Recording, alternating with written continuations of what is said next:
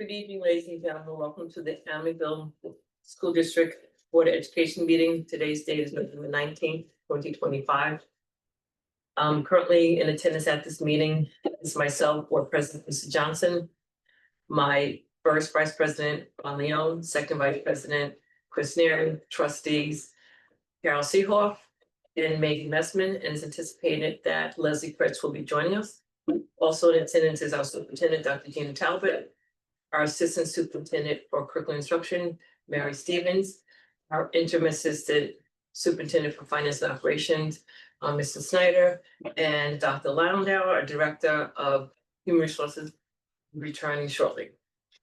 As well as legal counsel will be joining us shortly as well. It's anticipated that we will return to open at approximately 7:30 p.m. I forgot to say I formed the meeting order at 5:36.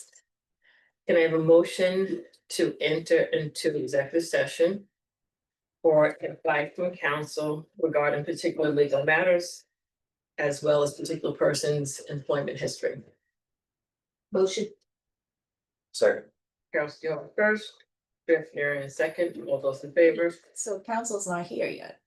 They will be coming. I said they will be coming. He'll be here in about 5 minutes. All those in favor? Aye. Aye. My motion carries 5-0. The Amityville Board of Education School Board meeting, we are resuming open now at 7:37. Please note the exits that are clearly marked. And could you please join the Board of Education in the Pledge of Allegiance?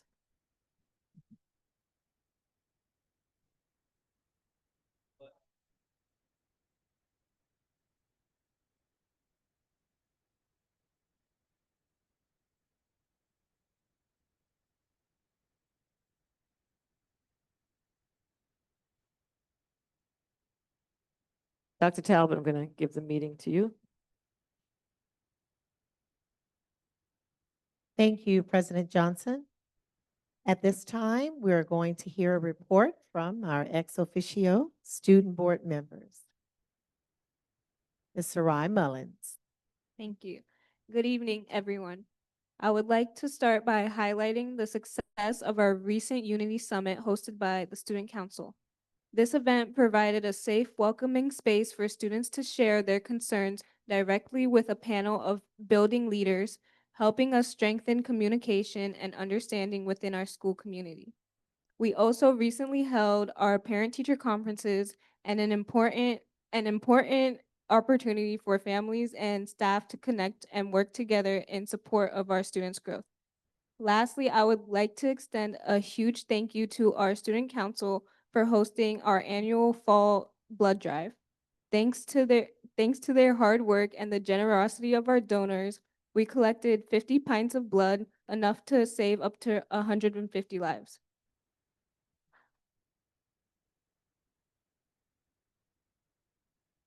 I was also informed that that next school year's budget is currently being discussed, and I would like the board to consider some of the needs of the high school, especially funding for extracurricular activities and field trips.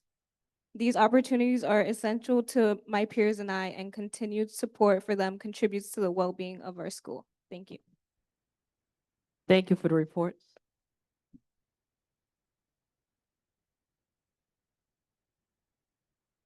Thank you, Sarai. At this time, I will share my superintendent's report. Good evening once again to President Johnson, members of the Board of Education, colleagues, and community members. The past several weeks have been filled with wonderful learning experiences and celebrations across our district. In October, all of our schools hosted Hispanic Heritage Month events, which were well attended and full of energy, culture, and they were lots of fun. We also thank our local fire department for visiting schools during Fire Prevention Month, and we appreciate our families for making Back to School Night a big success. We are especially proud that the town of Babylon honored Amityville Memorial High School ninth grader Francie Paz Pineda as this year's youth honoree at their 27th annual Hispanic Heritage Month celebration. At Park Avenue, students began the month by wearing blue in support of the World Day of Bullying Prevention, creating a unity chain with positive messages and learning about kindness, inclusion, and friendship. They closed the month by wearing orange for Unity Day, standing together against bullying. Park Avenue also hosted a fantastic career day featuring many occupations, followed by Red Ribbon Week, which focused on making healthy choices. Northeast Elementary School welcomed grandparents for their annual Grandparents' Day, allowing our family members to join in lessons, crafts, and story time, strengthening our school family connections with our youngest learners. On November 7th, Amityville Memorial High School celebrated Veterans Appreciation Day with veterans visiting classrooms to share their experiences and engaging in meaningful conversations with students. The day concluded with a luncheon in their honor, recognizing their service. I've also had the opportunity to visit several schools recently. At the high school, I observed numerous initiatives and improvements across multiple areas, such as academics and attendance. At Park Avenue, during a chew and chat with our PPS staff, I heard great recommendations for connecting with families. At Northwest, I enjoyed speaking with new staff members and an employee who's pursuing her teaching degree, as well as our custodial staff. At Edmund W. Miles, I conducted a walkthrough along with our peers and administrators, and we observed some strong instruction and engaging classroom practices. Next week, we will be visiting Northeast Elementary School. A big shout out to our PPS staff who continue collaborating across the district with one another and partnering with our ATA Local Action Project to support students and families during these transitional times. And finally, our cafeterias continue to shine with fresh, high-quality meals prepared on site.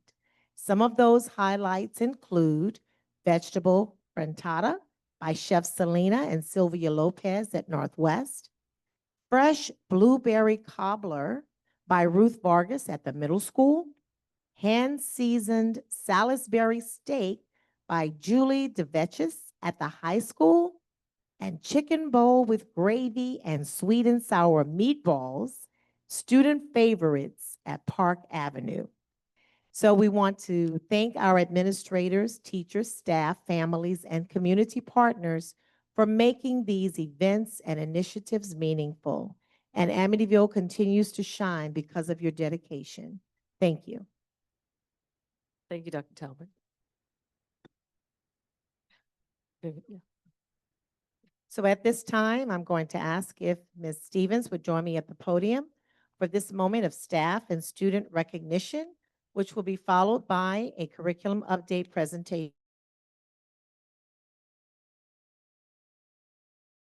on this evening.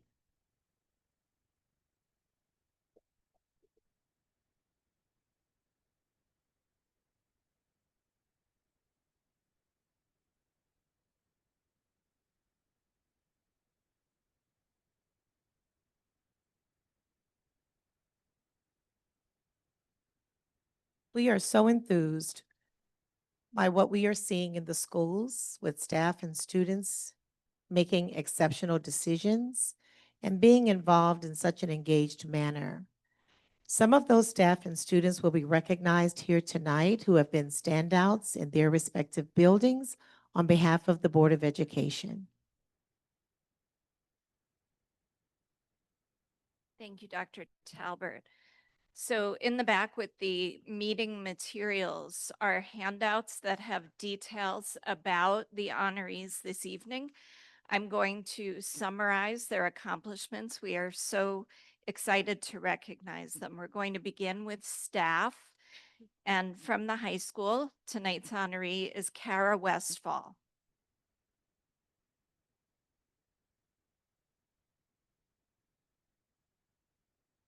Miss Westfall has brought tremendous joy, creativity, and positivity to Amityville Memorial High School, enhancing both school culture and staff morale. From designing the 9/11 Memorial mural to leading Hispanic Heritage Month decorations and revitalizing the Sunshine Program, she consistently goes above and beyond to make the school welcoming and inclusive. The high school is deeply grateful for her dedication in both the classroom and throughout the school community.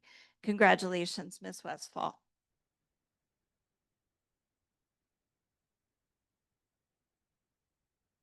From the middle school, Adriana Gray.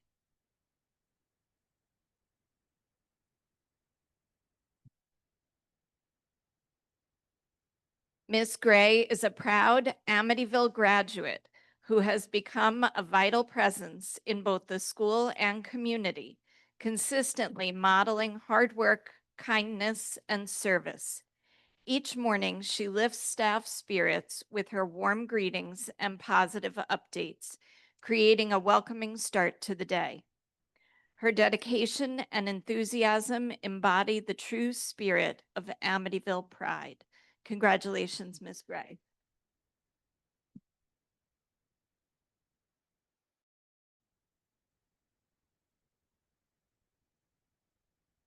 From Park Avenue Memorial Elementary School, Nicole Baxter.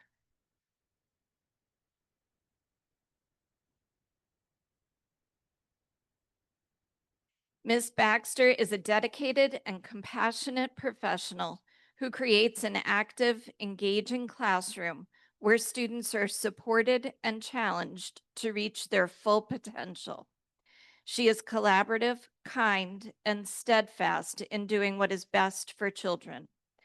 Park is truly fortunate to have her both as an educator and a valued member of the school community. Congratulations, Ms. Baxter.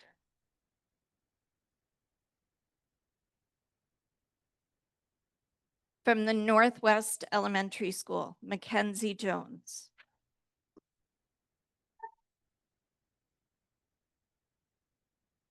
Ms. Jones is Northwest Staff Member of the Month and is recognized for her exceptional dedication, professionalism, and compassion. She recently displayed extraordinary courage by performing the Heimlich maneuver on a choking student and consistently goes above and beyond to support students' academic and emotional growth.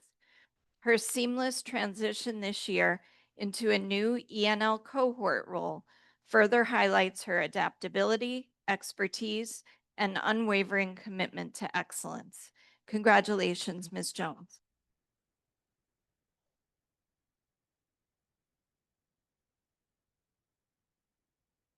From the Northeast Elementary School, Tia Christopher.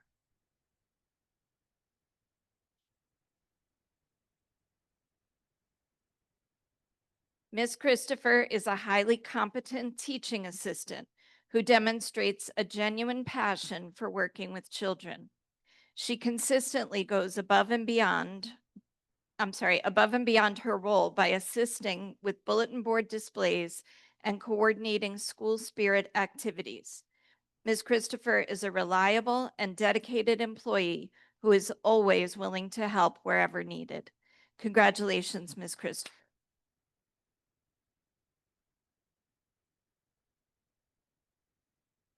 And now our student honorees. From the high school, Ryan Daly.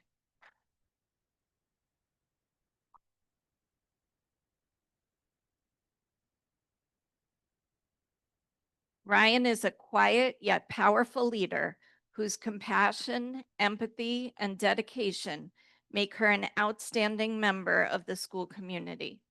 Her thoughtful initiative to collect birthday cake supplies for families in need, as well as the kindness she shows in caring for her brother, reflect her maturity and generous spirit.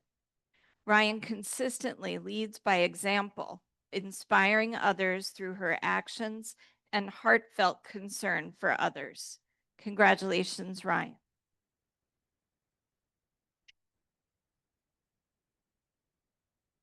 From the middle school, Lily Moran.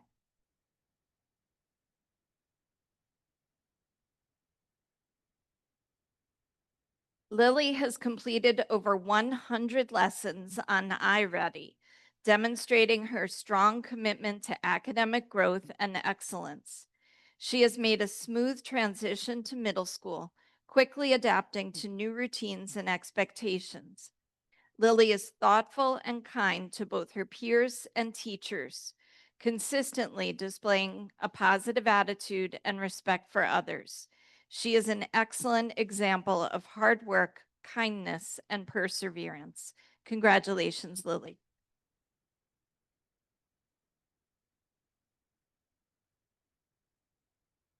From the Park Avenue Memorial Elementary School, Luminita Mihai.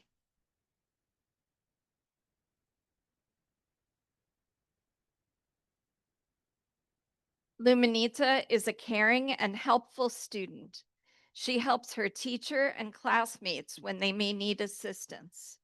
She uses her kind way to explain directions or help her classmates solve problems.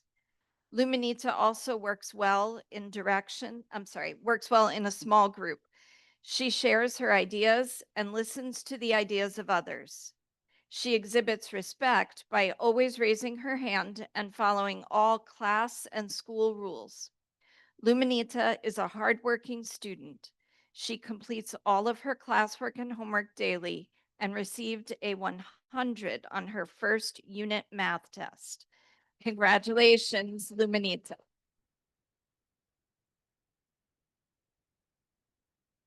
From the Northwest Elementary School, Elisa Licona.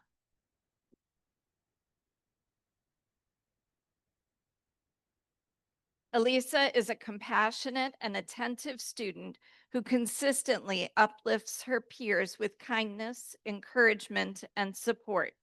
She is always willing to help others, whether offering comfort to a struggling classmate or assisting teachers when needed. Her positive attitude, focus, and strong work habits make her an invaluable member of the classroom community. Congratulations, Elisa.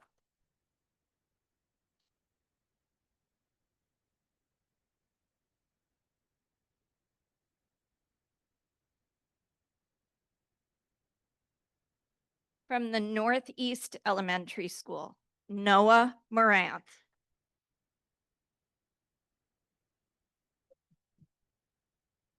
Noah is a sweet boy who always listens and is so excited about school. He enters the classroom every day with a huge smile on his face. He works very hard on all tasks and follows classroom rules. He is kind and very helpful to his classmates and teachers. He loves dressing up for school. His mom says he is always asking to wear a dress shirt because he calls himself Mr. Handsome. Congratulations, Noah.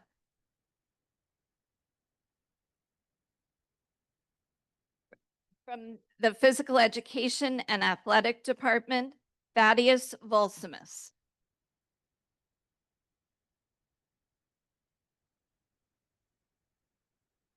Thaddeus is a coach's dream. He leads by example, works hard, and demonstrates outstanding commitment both on and off the field. He was a bright spot for the football team this year, consistently elevating those around him. In addition, Thaddeus embodies the true definition of a scholar athlete, dedicated, disciplined, and driven to succeed in every area. Congratulations, Thaddeus.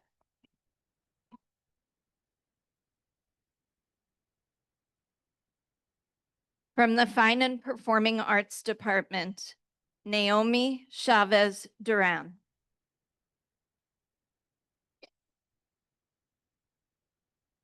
Naomi is an accomplished musician and active member of the high school chorus and drama programs, earning selection to 3 prestigious regional and state musical festivals this year. Her acceptance into the Skamia Vocal Jazz Chorus, Niskayne Suffolk All-County Chorus, and the highly competitive NISMA All-State Treble Choir reflect her exceptional, near-perfect solo assessments and strong teacher recommendations. Notably, she is the first 11th grade student in Amityville's history to be selected for a NISMA All-State Ensemble, a testament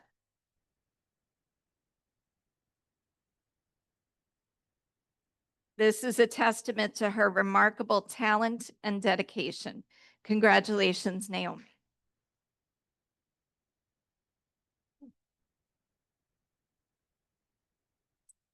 At this time, the honorees will join at the screen with the members of the Board of Education for a photo.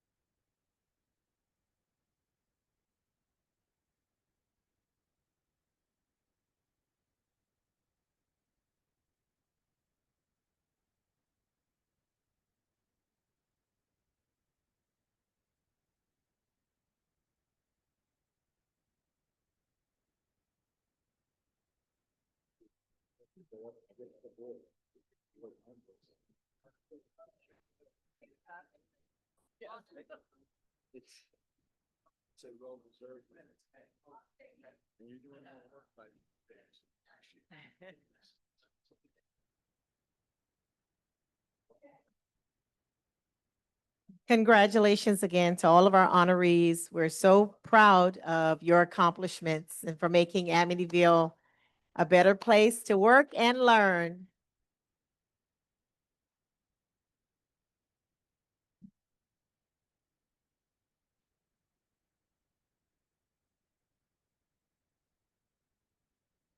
At this time,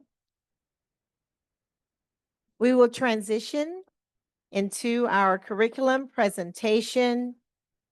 Our New York State Department of Education is embarking upon statewide initiatives for the K-12 program. And tonight, you're going to hear how Amityville is a part of these initiatives and the steps that we are taking to not just comply, but to thrive. You will also have an overview of the curricular and resources materials that are used in our educational programs here in our school district. Our Assistant Superintendent for Curriculum and Instruction, Ms. Mary Stevens, will lead this presentation. Thank you. Thank you, Dr. Talbert. Good evening, President Johnson and members of the board. As Dr. Talbert mentioned, tonight I'm going to provide a brief overview of several timely and relevant statewide initiatives that directly influence teaching, learning, and curriculum throughout New York State. These updates reflect both NYSED expectations and the work we are engaging in here in Amityville to ensure our students are supported from pre-K through graduation. Across New York State, early literacy continues to be a major area of focus. NICED has emphasized alignment with the science of reading and the importance of strong Tier 1 foundational instruction. For districts, this means ensuring explicit instruction in phonemic awareness, phonics, vocabulary, fluency, and comprehension, along with continued attention to writing and language development. We have made this a priority across our elementary schools. Our work with Hegarty, decodable texts, and structured literacy routines reflects that statewide shift toward evidence-based practices.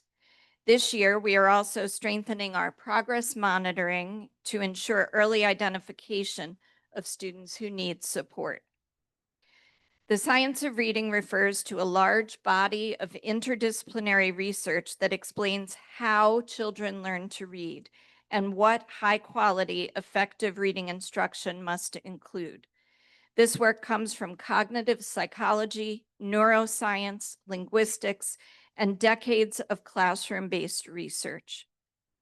NICED has identified the science of reading as one of their statewide priorities, emphasizing that districts must offer evidence-based reading instruction, explicit systematic foundational skills in early literacy, high-quality curriculum materials, and early intervention within an MTSS framework.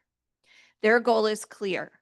All students should be reading proficiently by grade 3, and all students should have access to strong, research-aligned literacy instruction across all grade levels. Amityville has already taken important steps in aligning our curriculum and instruction to these expectations. We have focused on providing professional learning opportunities as they relate to implementation of practices aligned with the science of reading. In fact, tonight's agenda includes requests to the board for staff to attend a statewide conference about the science of reading for multilingual learners. We will continue to build on this work through professional learning, curriculum alignment, and consistent Tier 1 instructional practices. There are several important statewide updates impacting classrooms and assessment. Next generation ELA and math standards are now in full implementation, and NICED has updated test blueprints to reflect these shifts. The new ELA and Algebra 2 Regents exams will be administered in June, completing the implementation in these areas. The last administration of the old version of the exams will occur in June. Computer-based testing, also called CBT, continues to expand, and NICED has signaled its commitment to full digital assessments. Our schools fully implemented CBT last year for grades 3 through 8. In science, districts are completing the transition to the New York State Science Learning Standards. These require phenomenon-based learning, engineering design, and three-dimensional teaching. Our students will take the new exams in each area of science this June. The rollout of new science exams will be complete statewide next June. And for our multilingual learners, changes aligned to New York's decision to become members of the WIDA consortium will bring updates to measuring English language proficiency. WIDA assessments will be administered for the first time in the spring of 2027.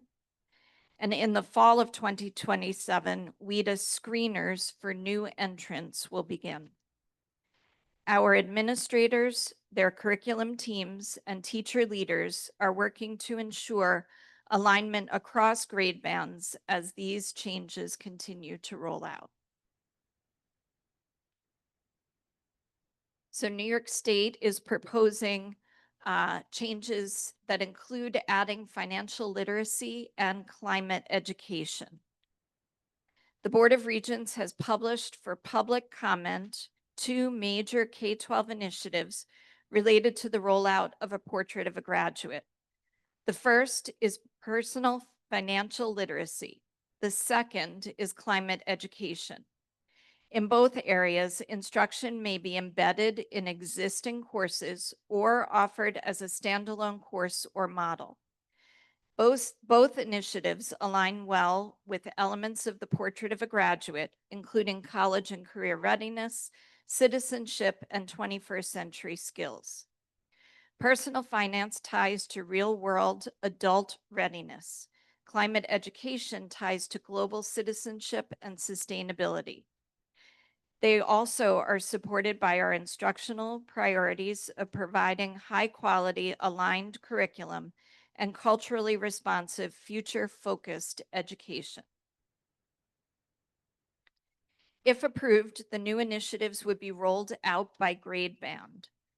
The organization of bands is slightly different from the configuration of our buildings. The elementary band is K through 4, the middle band is 5 through 8, and the high school band is 9 through 12. For personal finance education, the rollout begins next school year for the middle and high school bands and continues in the 27-28 school year for the elementary band. For climate education, the rollout begins with the middle and high school bands in 2027-2028 and continues with the elementary band the following year. There are 5 required topics for the financial literacy initiative. Again, these topics can be embedded in existing courses or delivered in standalone courses. Instruction must be completed by the last year of each grade band. Our plan for rollout is to ensure that the topics are addressed in the middle school facts and financial education rotations and in the economics courses offered at Amityville Memorial High School. Our work in this area will continue as we receive guidance from NYSED. There are 3 required topics for the climate change initiative. As with financial literacy, we await further guidance from NYSED. These topics, as are listed on the screen, do align with our existing science courses, and so we expect to be able to embed instruction in existing courses.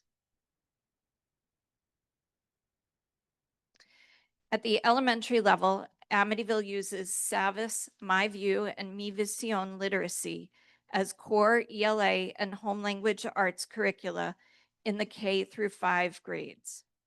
These programs offer a comprehensive research-aligned program that integrates reading, writing, foundational skills, vocabulary, and speaking and listening.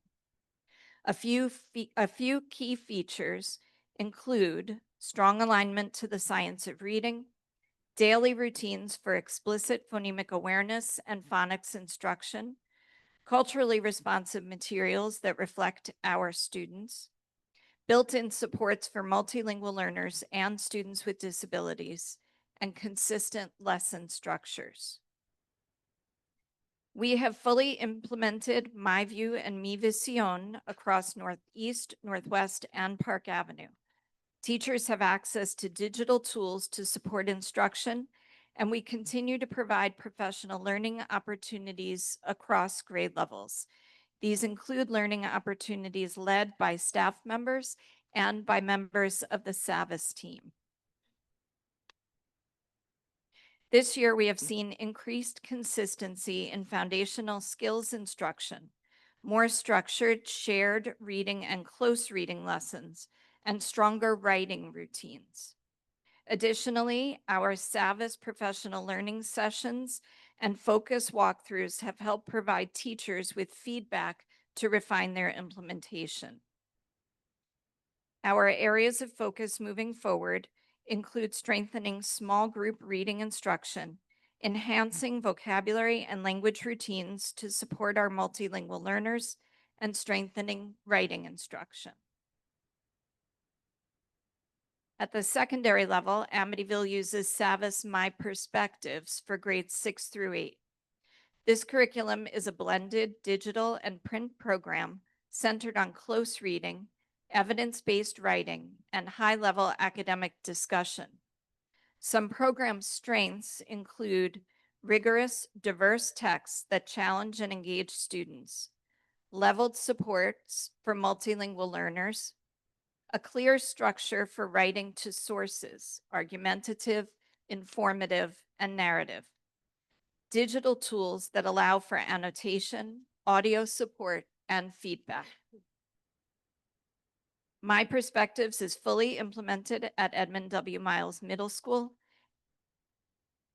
Our teacher, leaders, and ELA teams have aligned My Perspectives units to the next generation ELA standards and begun to prepare students with skills they will need for Regents exams at the high school. In addition to lessons that include high engagement with relevant texts, SAVA's consultants have supported instructional walks that help us focus on increasing student discourse and strengthening evidence-based writing. The program provides vertical alignment not only in grades 6 through 8, but also for the full gamut of K through 8. Finally, the program provides common assessments across each grade level. Next steps include expanding explicit grammar and language routines and continuing to build teacher familiarity with digital supports, particularly for multilingual learners, and enhancing the use of formative assessments in the digital platform. Across our elementary and middle schools, Amityville uses the Reveal Math program, a rigorous program designed to build conceptual understanding, procedural fluency, and real-world problem solving. Reveal Math uses a consistent daily structure: launch, explore, develop, and reflect, which encourages students to engage in productive struggle, participate in mathematical discussions, and apply multiple strategies. Reveal Math provides strong alignment with the next generation math standards, digital tools for interactive lessons and differentiated practice, embedded supports for multilingual learners, and high-quality performance tasks and assessments. This year, we expanded the use of Reveal Math to Amityville Memorial High School's algebra program. And in the elementary and middle schools, we have strengthened implementation through professional learning, grade level planning with teacher leaders, and classroom walkthroughs across buildings. Our use of Reveal has supported more consistent math instruction, increased student talk time using math language, and better use of models and representations. Our areas for continued growth include deepening conceptual understanding in upper elementary, strengthening fluency and number sense routines, expanding the use of adaptive digital practice to ensure middle and high school students are fully prepared for the Algebra 1 Regents. And finally, we continue to support new teachers in their use of the curriculum and ancillary resources. Together, My View, Mi Visión, My Perspectives, and Reveal Math provide Amityville with a coherent pre-K through 12 curriculum designed to NICED expectations, consistency across classrooms and buildings, strong Tier 1 instruction to support MTSS, culturally responsive and accessible materials, clear pathways for teacher collaboration and alignment, digital tools that build student readiness for computer-based testing. These programs are central to our instructional improvement efforts and ensure that every student in Amityville has access to high-quality, standards-aligned learning experiences every day. Thank you.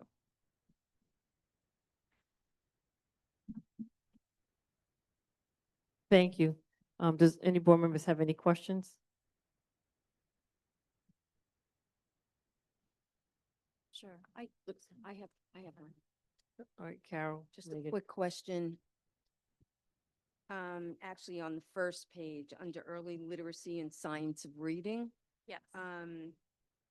goal strong Tier 1 literacy instruction in all classrooms. Will that instruction be delivered in small groups depending on specific reading levels? Yes, and that goes also to later on when I mention where our focus is this year. In all of the principals have identified improving small group instruction as key. And that happens in the full class environment. So it is part of tier one. We are providing professional learning experiences to help strengthen teacher skills in that area. So yes. Thank you. Megan, did you have a question? Yes. Thank you, Ms. Stevens. I jotted down, you had mentioned strengthening progress monitoring. I wonder if you can just speak to that a little bit more, and just expand my understanding of what will be strengthened there. Yes, so we are working on data teams this year so that we're analyzing the data that we get from various sources. It would include iReady, it would include the common assessments, it would include in small groups how teachers are assessing students in the moment, and using that data to actually monitor students' progress and in the moment determine how we can best fill any gaps that are existing. Okay, that sounds great. I'm really happy to hear that. I guess like as we enter budget season, I know it's also in our policy to understand what our program priorities are for 26, 27. So I hear this more as, this is what we're doing, this is what the state is telling us what to do, but are you also trying to extrapolate out priorities to address those gaps for next year? Yes, so as part of the work that we're doing with the data teams, but also through the work we're doing for the RECOVS grant, we're identifying where the gaps begin so that we can start filling them and not remediating without figuring out what gaps are causing the need for remediation. So we are identifying those, and those will inform our budget conversations. Okay. Dr. Talbert and I are going to be meeting with building principals in the next 2 weeks so that we can talk about what some of those instructional priorities are and how they inform our conversations with Mr. Snyder. Okay, so with the board, we'll continue to hear updates as far as what will be needed for next year as a result of this analysis. Yes, that's our plan. Thank you. How about the kids right now that are failing? How are we helping those kids? So each of the buildings works on the plan. That is part of the work that we do with data teams, but they work on a plan for in the moment. And it's a large part of the work we are doing with the RECOVS grant. So in preparing for the program that we're going to use, we are looking at first quarter report cards so that we can determine where those needs are immediately. So I'm sorry, the RECOVS grants that we're going to be approving Dr. Impagliazzo to help implement is going to be after school help, or what are we doing? It's not limited to after school, so it's identifying where learning loss is and how it can best support students. So in some cases, that might be after school programs. For some students at the secondary level, some of their learning loss comes from the fact that they can't stay after school. So it's looking for ways that we can support them during the school day. So it's really looking at it focuses on what individual needs are, filling the gaps, identifying the causes of learning loss and trying to prevent them as well. Okay, that's great. I had been around some middle schoolers telling me that they were failing all of their classes, so that was upsetting to me. I also heard in here that we're going to strengthen small group reading with the emphasis on vocabulary and writing, and this is when you were speaking about K through 5. Is that this year? Yes. Okay, and when you say writing, is that writing or handwriting too? Is it writing like structuring paragraphs or handwriting? It's the writing, Okay, conveying your thoughts. is there also a plan to emphasize handwriting? I believe we are working, Ms. Highland, do we have something? No. Right. Yes, in the foundations program. Okay. Okay, because there's definitely a gap in young students this year, like not young even through high school, right? That Nowadays, people don't know how to write, actually hold a pen and write. That's, okay. Thank you. I appreciate you taking my questions. I don't know, I don't want to hold this up. I have one question, but Okay. I was waiting for you to get. That's okay. Sure. So it's not really a question, but from the financial literacy portion, the economics class, that's already taken place right now. That content that you have listed on the slide, correct? Correct. So it's more at the middle school that it would take place. Well, we are required to ensure the state, these are proposals that it is out for comment. We do expect that the Board of Regents will approve it. And then we will be required to attest that we are covering those topics either embedded in existing courses or by creating standalone courses for students. So we would have a committee examining that to ensure that we are meeting the needs. We do believe that the economics courses at the high school will do it. We also believe that the existing facts and financial programs at the middle school will. And we'll start to look at how the elementary grades are addressing it. Thank you. Mhm. Any other questions? I'm sorry, I just have just one further go ahead. thought on planning for next year and gathering feedback and reviewing the data and identifying the gaps. Are we obtaining feedback from the teachers as far as like their thoughts on where the gaps are as well as part of that? Yes, there are teams of teachers in the buildings that meet to talk about systemic gaps and then individual gaps as well. Okay, so but it's not all the teachers, so it's the teams that are the leaders in each building that will be called upon? It would be leaders and those who volunteer to participate Okay. on committees. All right, yes. thank you. Any other questions? Thank you, Ms. Stevens, for the presentation. Appreciate it. Thank you, Ms. Stevens. I just wanted to clarify on the second page of the slide where it says WIDA membership.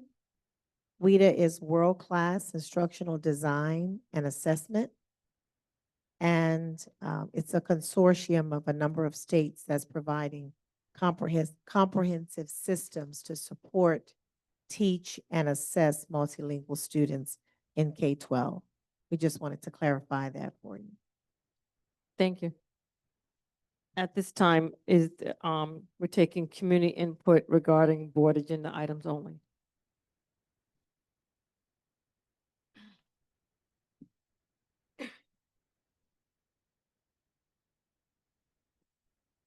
Good evening, Wendy Canestro, Amityville.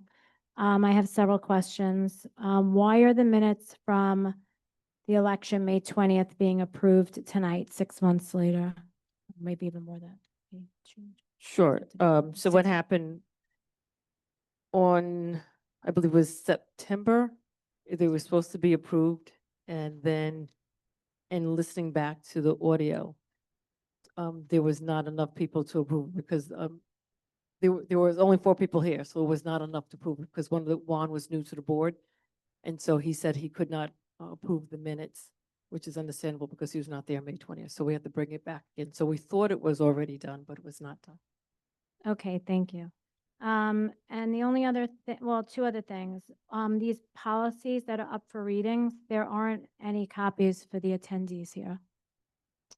Okay, we'll make sure the next time that there will be. But I want to say I was on the Board of Education last year, and this was a problem last year, that the policies, when we had readings, were not available to the public, and the public has a right to see what you're seeing, what any possible edits are, or anything, and it's about transparency. So I'm assuming the second readings at the next meeting, if you could have those available. Yes, we will. Thank you. Yes. My last comment is about the public comments portion. May I address that? I would wait until at that point in time, because right now there's only agenda items. But public comments is on the agenda. It's on the agenda, but if you can go ahead and make. No, it's actually addressing public comments and the Go ahead. policy about public comments. Okay. I'm addressing the district's public comment policy, a policy that in several sections directly violates the First Amendment and New York State's own guidance. And quite honestly, it reads as if no one on the board has bothered to review the law. So let me begin with the basics. The school board in New York is a government entity and therefore fully bound by the First Amendment through the 14th Amendment, and that's not optional, it's constitutional law. Yet this policy bans discussion involving individual district personnel that is flatly unconstitutional. Your superintendent by law can be publicly scrutinized just as you are. The U.S. Supreme Court is clear in New York Times versus Sullivan that public officials must tolerate uninhibited, robust, and wide-open criticism, even when it's sharp and unpleasant.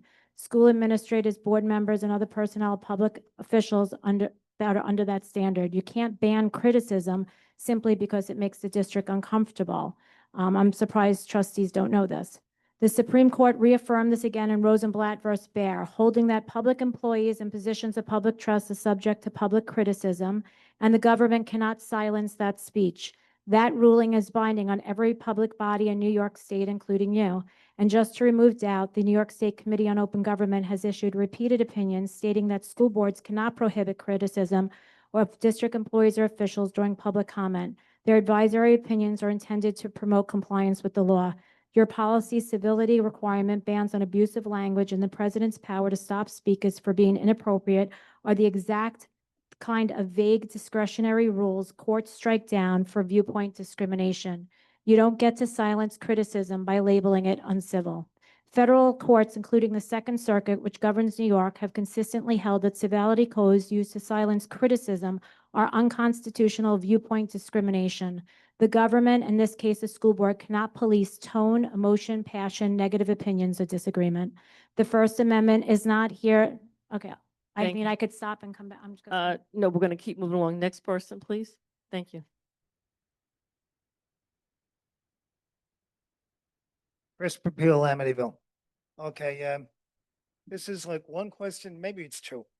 Okay, required topics, climate change. Okay. Are you guys doing this because you want to or because you have to? Dr. Talbot? So first and foremost, we do have to comply with the regulations and directives of New York State. So once those directives come down to us, we make it our own, we customize it, we collaborate through our use of committees, and we make it as personable as we can to fit the needs of our students here in Okay. the district. And the second part of this is, okay, are you gonna have to hire teachers to teach these things again? Causes of climate change, impacts of climate change, solutions for climate change. If somebody has the answer to any one of these questions in here, I'd really love to hear it. Okay, so are we gonna spend more money on pushing something that I would venture to say that half the people in this room thinks is a hoax? Thank you. That's all I got. Thank you. Any other community input on agenda items? Wendy Canestro, Amityville. I'd like to pick up where I left off regarding the public comments in this policy that you're trying to get people to agree to. The First Amendment is not here to protect flattery. It exists to protect critical, harsh, uncomfortable speech, the kind of the government most wants to silence. The Supreme Court has been clear for decades on this. Finally, giving the board president the power to stop speakers based on subjective notions of appropriateness is precisely the kind of unchecked discretion courts strike down. The Second Circuit has repeatedly rejected policies that allow elected officials to silence speech on vague standards. Your policy as it stands violates Supreme Court precedents, contradicts New York State guidance, conflicts with Second Circuit principles, and invites a lawsuit the district would almost certainly lose. Continuing to enforce an unconstitutional policy erodes public trust and exposes this district to significant liability and potential lawsuits. The policy needs to be updated to be in compliance with the federal law. I don't see, I know council's here, I don't see how you could possibly be enforcing this and telling people they can't speak unless they sign it. The board does have governance over the time limit, the order of speakers. It doesn't have discretion over the kind of speech. Thank you.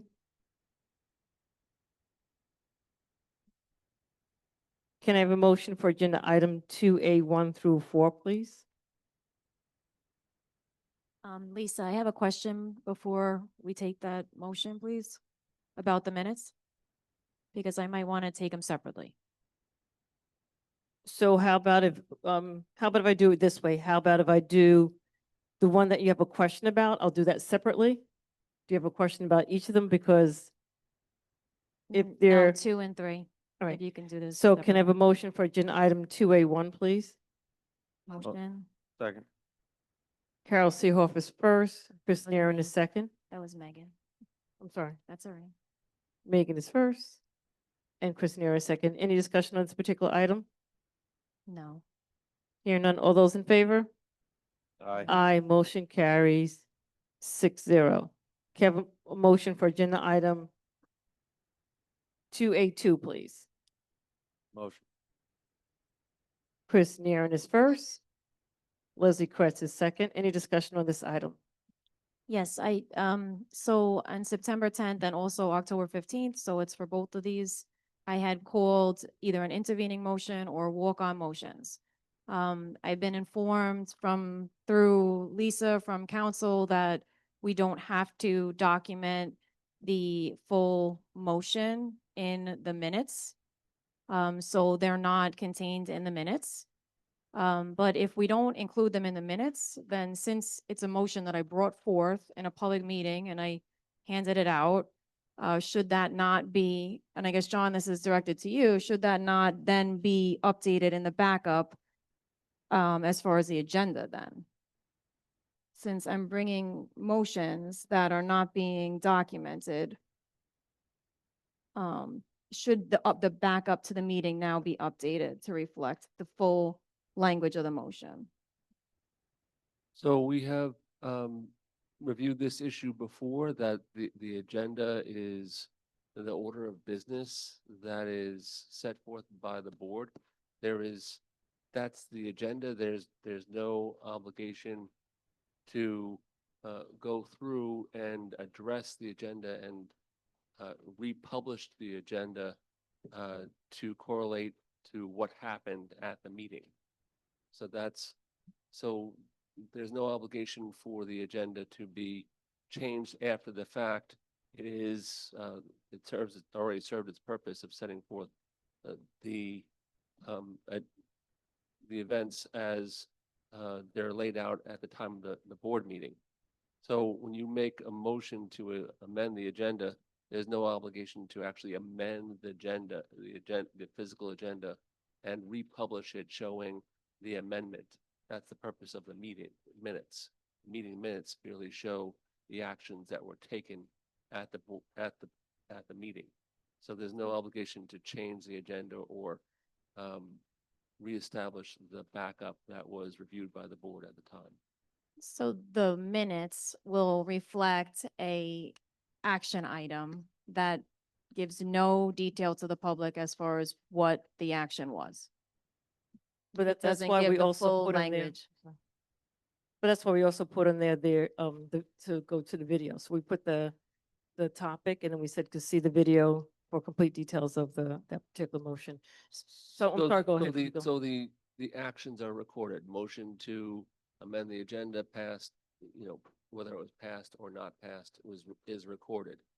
It's up to the Board of Education whether you wish to amend.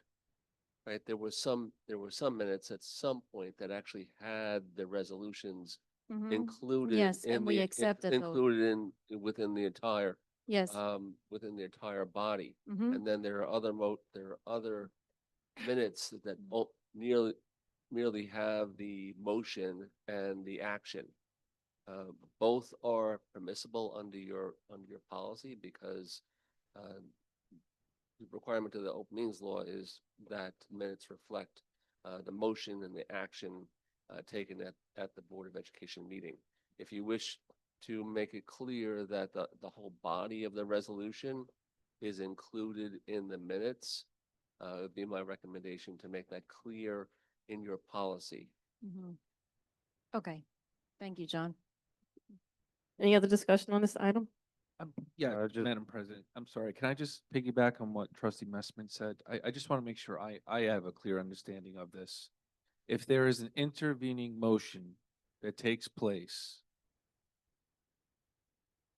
will that intervening motion be recorded on the minutes, even though there is a vote taking place to either put it on the agenda or to not put it on the agenda? It's still an action by the board. Right, the intervening motion is recorded, but the whole contents of Okay. that motion are not necessarily recorded. Okay. Right. So the minutes do contain, Yes. okay. This has the vote. It doesn't has, have it the has. language. Yeah, I Second just Vice had- President Neering? Just have one minor update to the information on the September 10th. 2C6, the vote tally is 1-2, but it should be 1-5. Okay, all right, thank you. To my understanding, we could still approve it just with that minor, just making that minor change. Yes. Right, so there was a motion for agenda item 2A2, which is the September 10th minutes. Can I amend this motion to accept the minutes with the change of the vote for 2C6 to read 1 yes and 5 no? Yes. So I'm just asking if, Typographical error is what you're saying? yeah, instead of having, it has 2 instead of 5, so. Yeah, it has the 5 trustees listed there, just typographical error. Number 2. Okay. I'm sorry, trustee Neering, I don't have that right in front of me. What was the motion?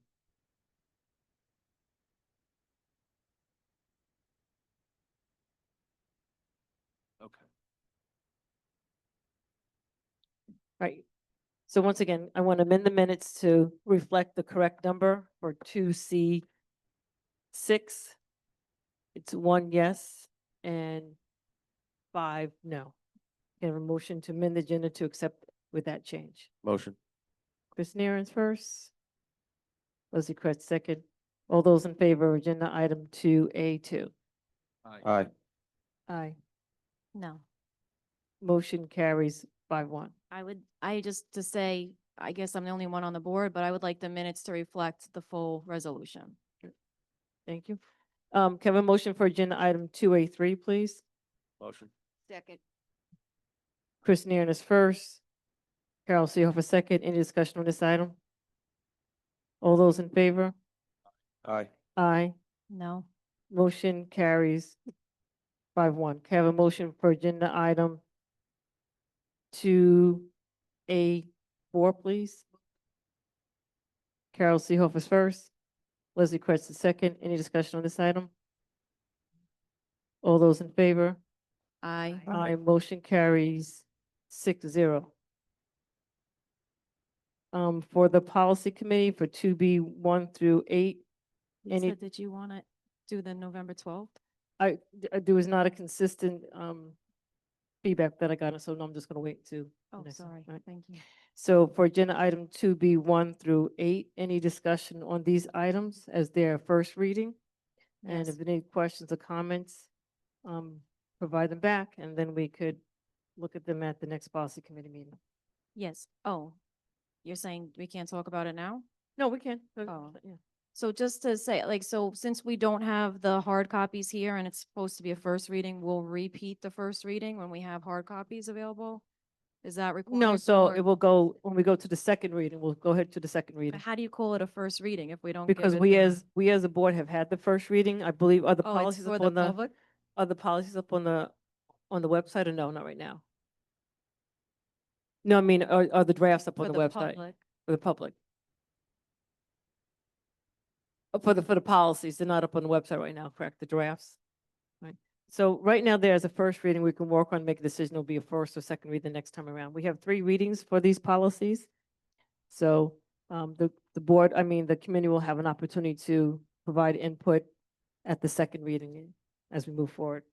Any questions, any comments, any additions to the 2B1 through 8?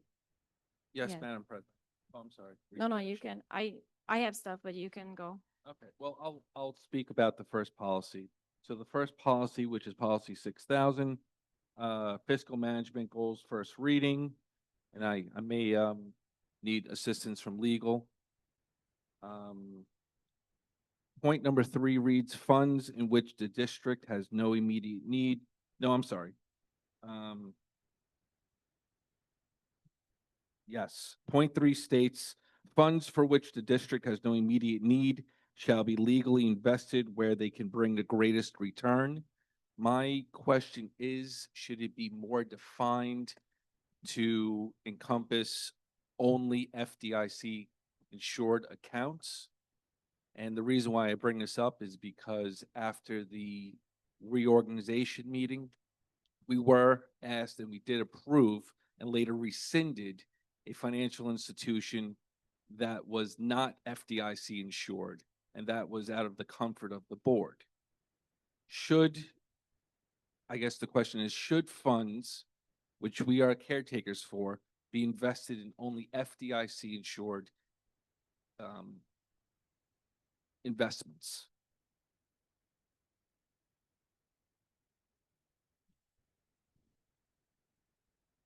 So this is a policy decision, right? Mhm. So that is, no, that is, my recommendation would be to have that reviewed with your business office and your orders to determine what is the appropriate investment vehicles for school districts. Right, so I made a note one, then at our next policy committee meeting. Perfect. And then point number 8 reads, I only wonder if point number 8 should also include the Board of Education as a party, where it says the budget shall reflect the reviews of administrators, teachers, students, and taxpayers. I wonder if it should also include Board of Education members, All right, or the Board of Education as a whole. all right, so I made a note here, so at the next policy committee meeting, I have a note for number 8, should this include Board of Education members, and for number 3 about the FDIC, adding that language, okay. Those are all the questions I have on this policy. Anything else for 6,000 for anyone else? For number 4, all receipts and expenditures shall be recorded fully and in proper manner. Did we recently, as a result of one of our audits, make sure that we're implementing like a double signature? Did that come, am I remembering that correctly? I'm not too sure, but we'll make a note and at the policy Is that- committee meeting, we can Okay. double signature, you stated? Okay, Yeah, checks and balances. double signature, okay, I have it down. Any other questions regarding 6,000? Any comments to add for the first reading? Not here. Anything on 6240?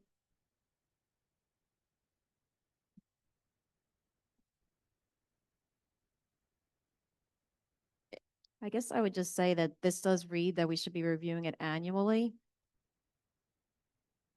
So that we get in the habit of doing that.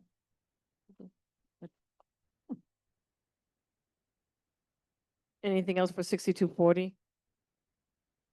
6240 is the reg. Any comments after your review? On the reg, on page 5, I agree, and I had brought this up within the policy committee, but to have the electronic solicitation, page 5 of the regulation. Mhm. So telephone was crossed out, but I don't know, the electronic was not, But it says on the side and replacing it with electronic format. So once so we we, just have to right, update it. correct. So I agree. I thought it was gonna be updated. Thank you. 6,700, any questions on 6,700? Or comments to add for the policy committee to review? 6,700, I had brought up the, on page 2, with the environmentally sensitive cleaning products, because that is, I do believe in all of that.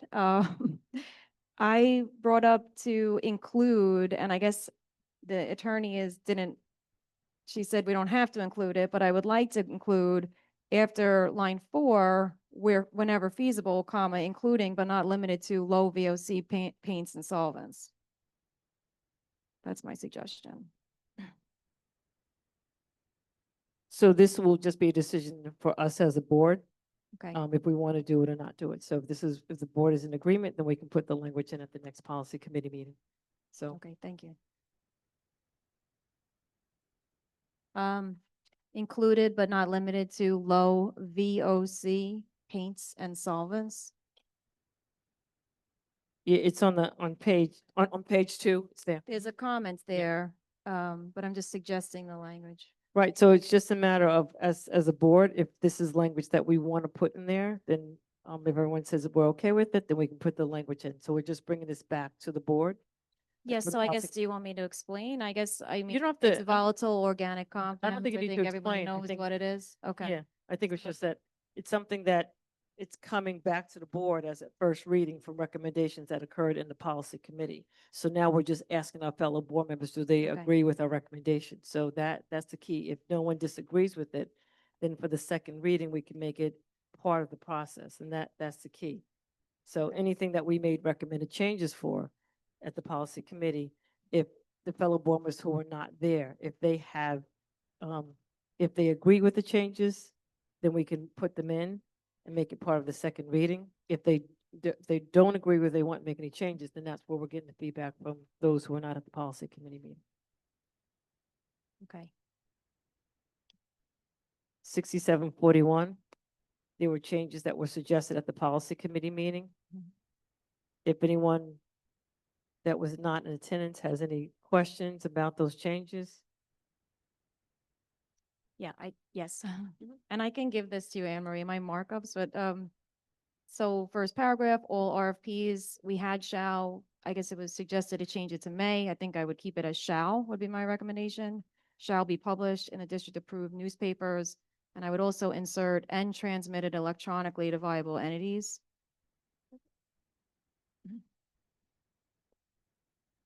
Um,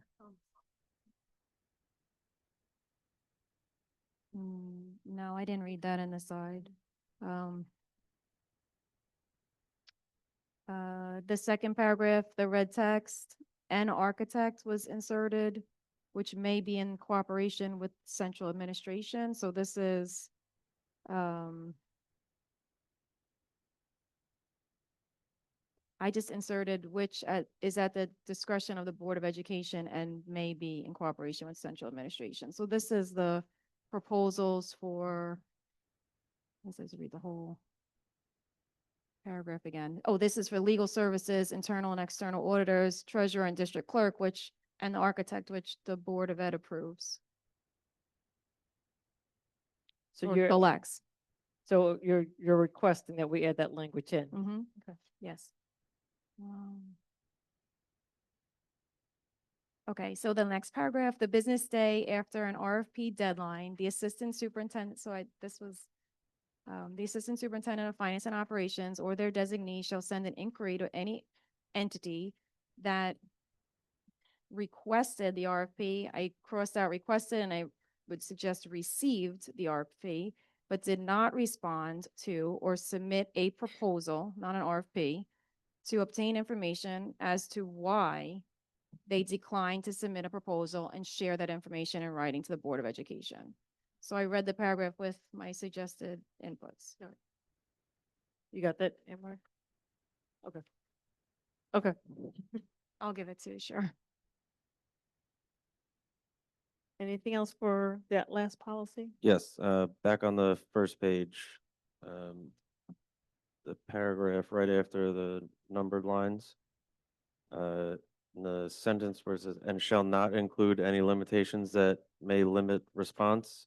I was wondering if it would make sense to add between any and limitations, make it any unnecessary limitations, because I know this is brought up due to the mileage concerns in the transportation RFP, but I don't think we want to make it too broad where we're having anybody apply. Because I know there are certain things that we might need to put in the RFP that would limit responses. It's I just, don't think that you can do that, right?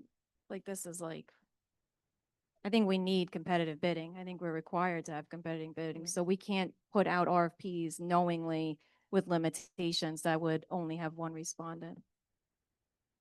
I don't know. I Well, mean, my point is what necessary limitations are in there, like, is somebody having a certain certification limiting them to respond? Or could you just have anybody respond if we make this taking out any limitations? I guess I disagree with you. Right, so, Uh, so we have the feedback. I think what we should do at our next policy committee meeting, we can talk it out a little bit more with the three of us and bring it back as a recommendation to the Board of Education, because it may take a Well- little bit more of a discussion. Can we have John And I weigh in know while legal- he's here? I know legal had provided a response back to it, so, I think we need to decide what language we want and then go from there, but go ahead, John. Yeah, I mean, you do have to be cognizant of the Just speak a little bit more. the unintended consequences of a decision, not to put any limitations on. Typically RFPs, particularly transportation RFPs, provide for requirements that in order to be eligible, you certainly need licenses, licensures, requirements for certain buses and um, requirements for testing of drivers and licensure for drivers.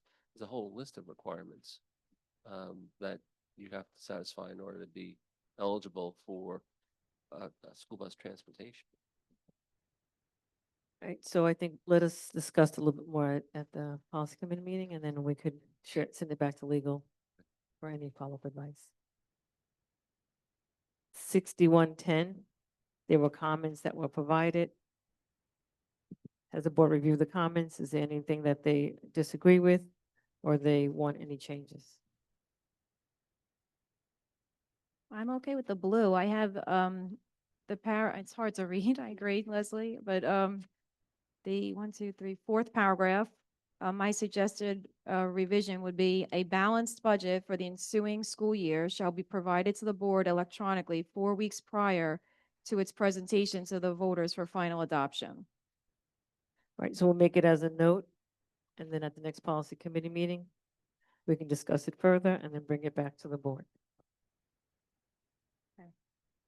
6110R, any?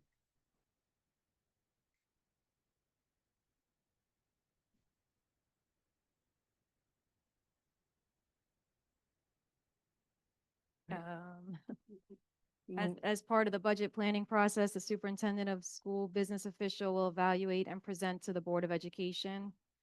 That's insert there. The fourth bullet, the condition of the physical plant. I mean, that kind of just jumped out at me. I don't know if it's physical assets. I don't know. It's minor, I guess. And then the bullet, the red bullet, the tax levy limit for the upcoming year and the possibility for voters overriding the limit if necessary. I would cross out and the possibility of voters overriding the limit if necessary. So I definitely want to see the tax levy limit for the upcoming year, but I don't, I want to cross out the speculation of the voters overriding the limit. It was made by legal. Okay, well, I would, we don't have to, it's not required. If it's all right, John, I don't know if you're following along with this. Do you have any background information on legal's opinion on this one? So can I make a recommendation to the board? So these changes are being recommended right now. And I thank Megan and Chris and those who have provided recommendations. So now when we go back to the policy committee, right, we will discuss it further, insert it in, revise it, send it back out for legal review and give it back to the board. So for legal to give us, I think, an opinion right now, we have to make that final decision, what we want to see, and they can go and give us a decision. But I just think that we need to, John's going to give us an opinion. I'm just saying, but Well, Madam President, what I'm saying is that insert was inserted by legal. yeah, but it wasn't, it was done by, not by John, it was done by someone else in the team. So, Right, so maybe John knows yeah, that's why I said a go ahead little, and a little answer bit it. of a background. Yes. Correct.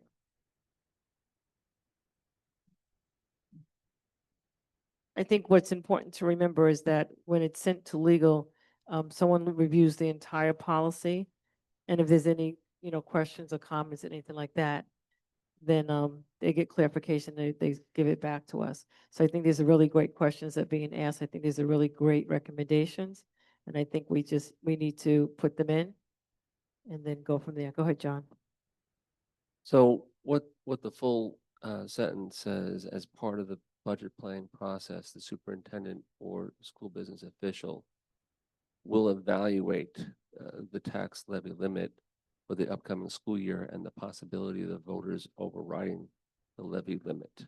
So there's always a possibility of voters overriding the levy limit, but as far as this being legally required, it's not legally required. It is something that is within the board's discretion as to whether you want your administration to evaluate that or not. Thank you. Thank you. 6120. Any feedback on this particular policy? No. 6150. Any feedback on this policy? And 1,000. Any feedback on this policy? I don't have any suggestions, but when I was rereading it, Which one? 1,000? yes, the Okay. community relations goals, develop and maintain effective means of communication with the people of the district.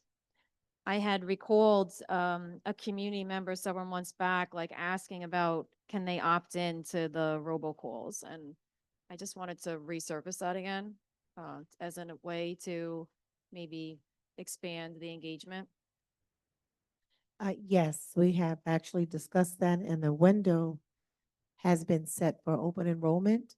And I'll share those dates with the board, and we'll also share it with the community. Okay, thank you.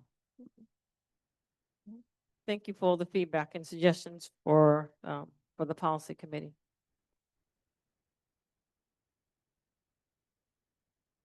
Going to agenda item 2C1. Can I have a motion for agenda item 2C1, please? Motion. Chris Nerin is first. Leslie Kretz is second. Any discussion on this item? All those in favor? Aye. Aye. Aye. Aye. Motion carries 6-0.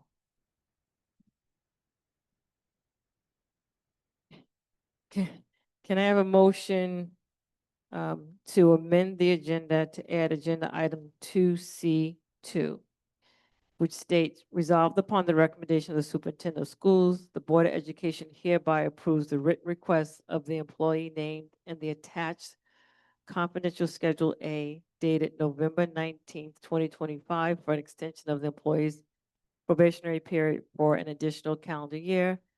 The employee's new tenure date shall be December 1st, 2026. So moved. Second.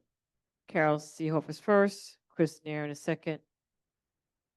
Discussion occurred in executive session. All those in favor? Aye. Aye. Motion carries 6-0. Can I have a motion for agenda item 2C2, please? Motion. Chris Nair is first, Leslie Kretz is second. All those in favor? Aye. Aye. Motion carries 6-0. Can I have a motion to amend the agenda to add agenda item 2C3?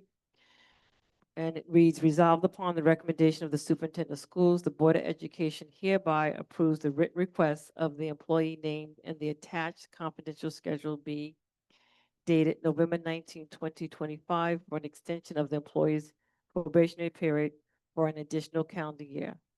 The employee's new tenure date shall be December 9th, 2026. Motion. Chris Nairn is first, Leslie Kretz is second. This discussion occurred in executive session. All those in favor? Aye. Aye. Motion carries 6-0. Can I have a motion to approve agenda item 2C3, please? Motion. Second. Chris Nairn is first, Carol Seehoff is second. All those in favor? Aye. Aye. Aye. Motion carries 6-0.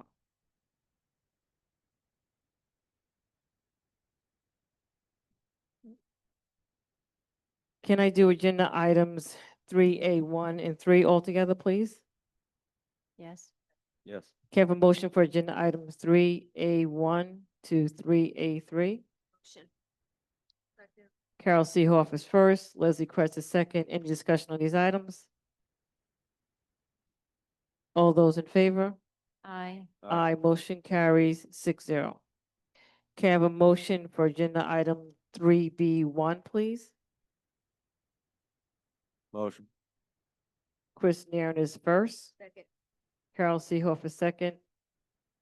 All those in favor? Aye. Aye, motion carries 6-0. Congratulations, Christina Catlin.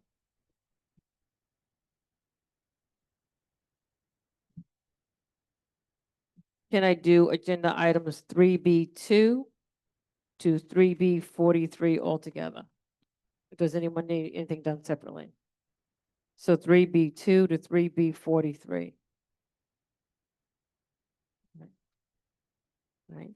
Can I have a motion for, Is there a reason why you're stopping? yeah, because I have to amend, yeah. Okay. Can I have a motion for agenda item 3B2 to 3B43? I'm sorry. Motion.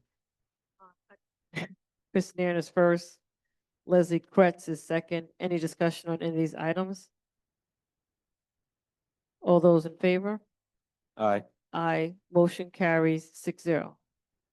Can I have a motion for agenda items 3B44 to 3B48 with an amended change to the date to reflect the end date to be 11/17/25. So for agenda items 3B44, 45, 46, 47, 48, there's a motion to amend the agenda to, amend to change the end date to 11/17/25. Second. Carol Seehoff is first, Chris Nairn is second, and the end date needed to be changed for those particular items.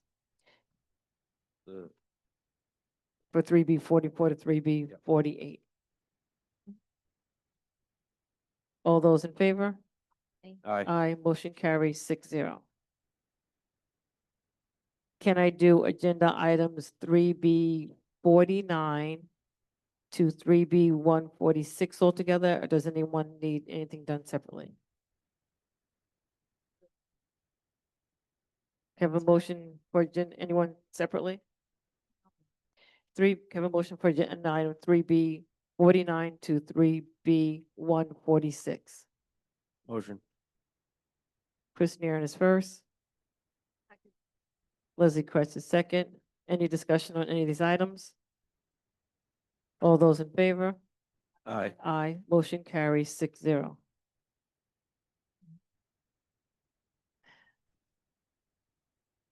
Can I do agenda items 3C1, A, B, and C altogether? Yes. Yes. Can I have a motion for agenda items 3C1 to 3CC, please? Motion. Second. Carol Seehoff is first, Chris Nairn is second. Any discussion on any of these items? No. All those in favor? Aye. Aye. Motion carries 6-0. Can I do 3C2, 3, and 4 all together, or do I need it done separately? I have comments. So separate, can we do it separate? Sure. Which one? Two. Okay. Can I have a motion for agenda item 3C2, please? Motion. Second. Megan Messman is first, Chris Nairn is second. Discussion on this item. I just was hoping for some clarity for the transfer, because it has a to, but the from is not identified. Mr. Snyder. So the transfers are coming out of tuition codes and going into instructional textbook codes? So was it just not coded correctly, or what's No. happening here? 2 years ago, the district made a commitment to these vendors to buy instructional materials and to pay for them over a 3-year period. Years 1 and 2 were satisfied, but for reasons we're not sure of, the budget funds for year 3, which is this year, were excluded from the budget, so we need to transfer to fulfill the commitment. And that's what happened. Okay, thank you. I'm sorry, can I ask a follow-up question? This sounds familiar to a situation that we faced previously where we had to pay a third year for equipment, science equipment, but we couldn't find an invoice. Is this the same kind of situation? No, I'm not aware of what that is, but these invoices were prevalent. There were notes in previous year's budget files as to these purchases. It was just missed in 25-26. Okay. Yeah, but that science kit, I'm not sure what you're. That was, referring to. that was actually an unfound purchase order, not invoice. Oh, okay. Right, That's not the sit- we couldn't identify an agreement to actually purchase science things, Got it. items, Okay, I think we spoke. and we no, ended up paying it anyway. This one, the purchase order existed. It was but paid. No. Okay. It was I'm not sure of the history of that one. This one was a 3-year arrangement that the budget funds weren't accounted for in 25-26. Any other discussion on this item? No. All right, all those in favor? Aye. Aye. Motion carries 6-0. Can I do 3C, 3, and 4 altogether?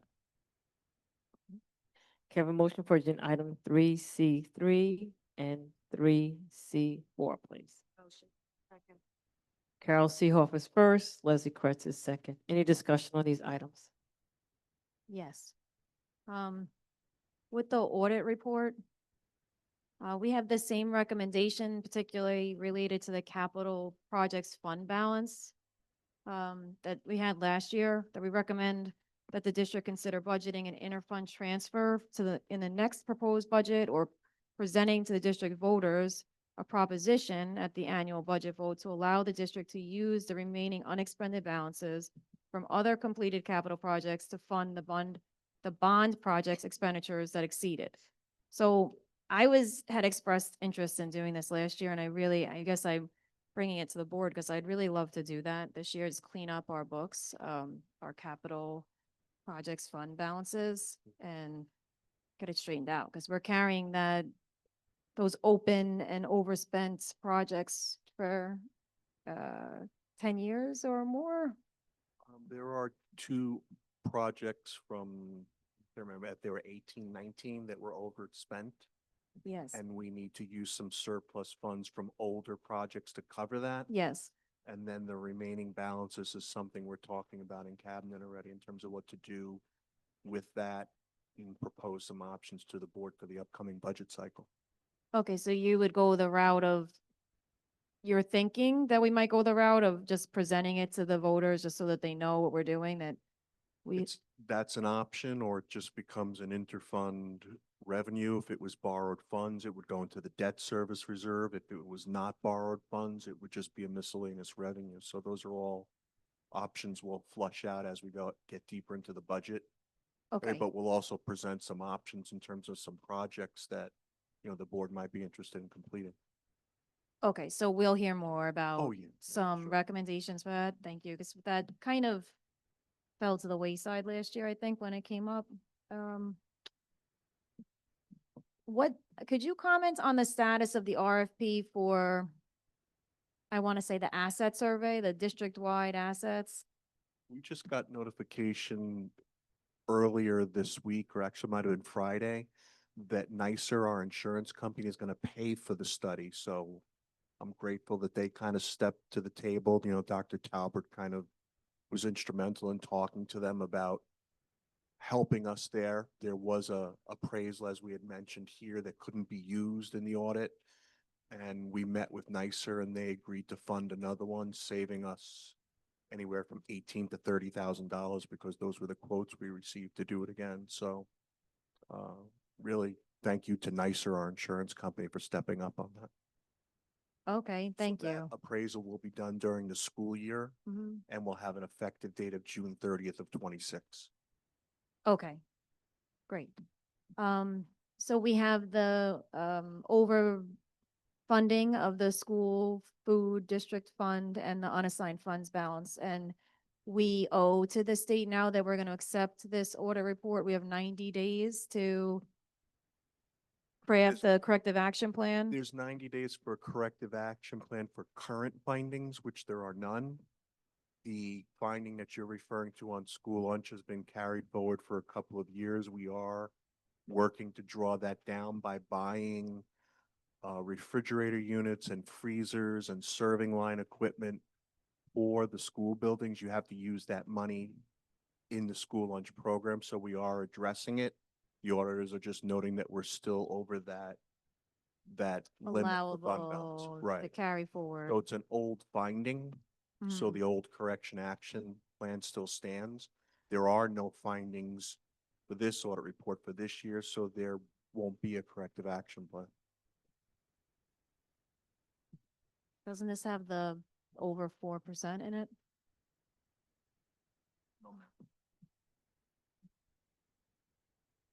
Okay. Any other questions? Understand that the primary role of this audit is for the auditors to look at the numbers and give an opinion as to whether or not they're reliable. That's the primary function of the external audit report. Can you rely on the numbers that are disclosed? It's the internal audit that looks at controls and compliance things where you see more of these management letter findings. Okay, but it is in the letter, right? It says we recommend the district formulate a plan to reduce the unassigned fund balance to within 4% to comply with the real property tax law, 1318. That's included here. This is part of what you're asking us to approve. And it also has, we recommend the district formulate a plan to utilize the school food service fund excess fund balance for permissible expenditures. Right along backup, am I crazy? No, oh, okay. So I thought that when we met with the auditor, he indicated that we needed to come up with a plan because of that within 90 days. You normally have to do a corrective action plan within 90 days of the board accepting a report. The compliance finding that you're looking at doesn't come with the management letter. You know, it's just a letter to the board recommending that they take action on that. Okay, well, I guess I would like to know, I guess sooner rather than later, what the board decides to do with this excess fund balance.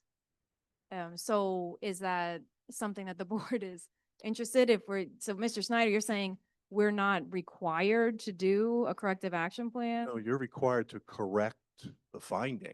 Okay, So the board has to come up with a plan, and this was discussed with your external auditor in audit committee. right. And there were recommendations there, and we have recommendations, but it has to be corrected. Okay, so when will we be talking about that? Is that an December meeting or? I had sent home guidance on the reserves in terms of what you can do. I think that the board should probably agree in policy, or at least in theory, for a resolution for what you want to do with the excess balance in terms of funding reserves, or if there's some other plan. So I would advise that you read the guidance on the fund balance and reserve I document. saw was that. sent. Yeah, I saw that. I was wondering when we were going to talk about it as a board. Yeah, thank you. Let's, Oh, okay. yeah, let's get through this portion here. Okay, Yeah. sure. So, I can vote on it. any other discussion on this item? No. All those in favor? Aye. Aye. Aye, motion carries 6-0. Can I have a motion for agenda item 3D1, please? Motion. Chris Nairn is first. Second. Thank you. Megan Messman is second. Discussion on this item? Yes, I have a question on the appropriation status detail report on page 4, I believe. Page 3, actually. Custodial overtime. So we're already in the negative line, in the available line, we're already negative over $10,000 for the middle school custodial overtime. And we're already getting pretty low on Park Avenue, and we're only in November. Actually, this report is only through the end of September. Agreed, sir. Overtime was cut dramatically during the budget process, and it is becoming a difficult thing to control. The code you're referring to is the middle school, and a lot of that overtime that caused that code to go over budget was related to the construction in the building, because the custodians had to come in to take care of those things. So part of that money will get transferred to the capital fund to clear out the negative. But it doesn't negate what you're saying, that the overtime codes across the board are getting very tight, because they were, I believe, cut in some instances by 50%. So it's not a matter of that we're trending higher than normal, maybe except for the middle school. It's more so that it's just not budgeted properly. The budgets were cut, and the planning to limit overtime, in just some cases, you just can't. A lot of it is related to facility use in these codes that you're looking at. Even the security codes, we're having a difficult time now managing security guards for extra events and keeping them under the overtime threshold. So you'll start to see some overtime there. So it is something I'm speaking to the director of facilities and our head of security about trying to control, but it is challenging given that the budget codes were cut pretty dramatically. Okay, so we expecting to kind of blow through the overtime? Or is it, I mean, I know the middle school, the construction has died down, but what's Yeah. the cause of the overtime in the other instances, and is it gonna just continue? The cause of it really is an appropriation code that is too low. And we're either gonna have to cut events to avoid the overtime or do budget transfer. I don't think that's a reasonable expectation. Right. So we'll have to look at some transfers. We're talking about it internally, but to just say to, Park Avenue custodians, you have to cut your overtime when some of it is related to facility use is not a reasonable administrative directive there. So you're looking at budget transfers. I'm going to be happy to provide the board with the history of overtime, the actual expenditures, so you can see what it looks like, but without a plan to physically cut overtime that was reasonable, the cut to the budget becomes a little more unrealistic. And we had just approved some weekend use of facilities, so that's gonna Yes, sir. be all on overtime, isn't it? Typically, weekend work will put you over the 40 hours and be time and a half on the Yep. overtime. Yeah, Thank you. thank you. Any So- other questions Yeah. on this? Sure, yeah, page 4 and 5, I guess I started to notice, some big adjustments the other way. I just noticed we were moving $300,000 into line items, minor building repair, grounds and maintenance, central data processing, BOCES administrative. I didn't remember all those coming before the board, because it kind of kept going. So Um, those monies that you see in the adjustment columns are what we call carryover PO from the prior year, of which I believe there was $550,000 of 24-25 money from 24-25 that got moved in to 25-26. You'll see that in repairs. You'll see it with the audit fees. That's typically where we carry over money from the prior year, and that goes in the adjustment column. That's just the way the accounting works. Those aren't transfers, that's carryover from the prior year.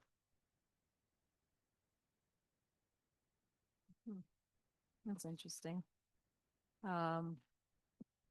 Okay, I also noticed that we had all that money to carry over from last year and we still ended with $10.5 million. That's $1 million right there. On that, just those 4 areas I just noted.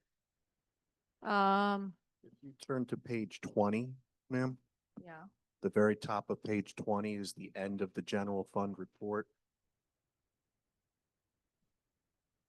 okay, You see the adjustment column 518,400. yeah, That's all leftover money from 24-25.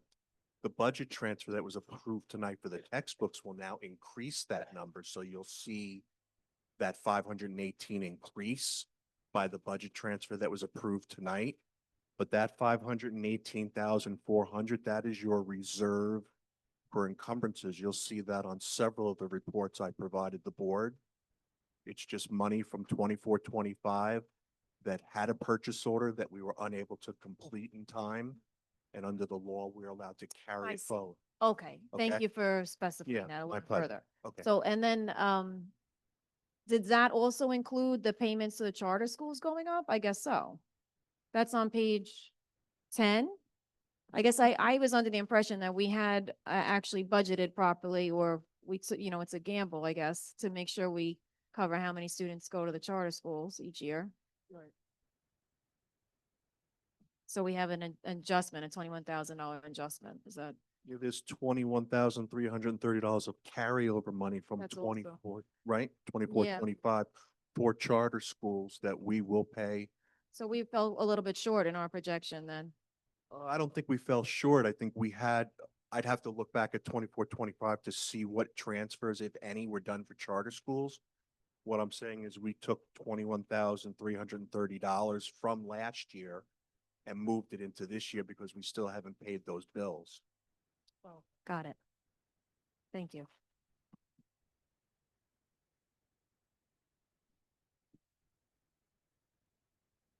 Okay, any other questions? All those in favor of 3B1? Aye. Aye. Aye. Motion carries 6-0. So Yep. Kim, before we go on, there was July and August, I think we didn't approve maybe because it didn't have, because we were waiting on the auditors report, so we go back and approve those. The treasurer's reports. Does anyone else remember that? Yes. Okay. Right. I believe August was incomplete. Is it August? Well, because the books weren't closed. Yes, reports yes. looked So should we- skewed. Yeah, should I we think- get that on for, I think you're kind of approving it by the fact that you're approving this one tonight because it's cumulative. But, if you want to see them well, it's from last year. for July and August. Oh, from July and Right. August. We just didn't have it wasn't complete, The the book- package that we had received. The books weren't closed, therefore you couldn't see We the didn't have a report, the complete- format that it's in now. Mm-hmm. Now that the books are closed, So you're saying we're inadvertently approving those with, okay. So they're, I'd have to talk to council about that, the fact that you're approving September. Mhm. Perhaps it's implied that July and sure. August are now, it doesn't matter, we can get those don't- reports to you so that you can see 'em. It's more just, I just came to mind, so that we have it up on the website and complete, that's all. Can All I- right. I'm sorry, can I just ask a secondary question? I'm not sure if you have this date offhand, but what date were the books closed? The books that you're talking about?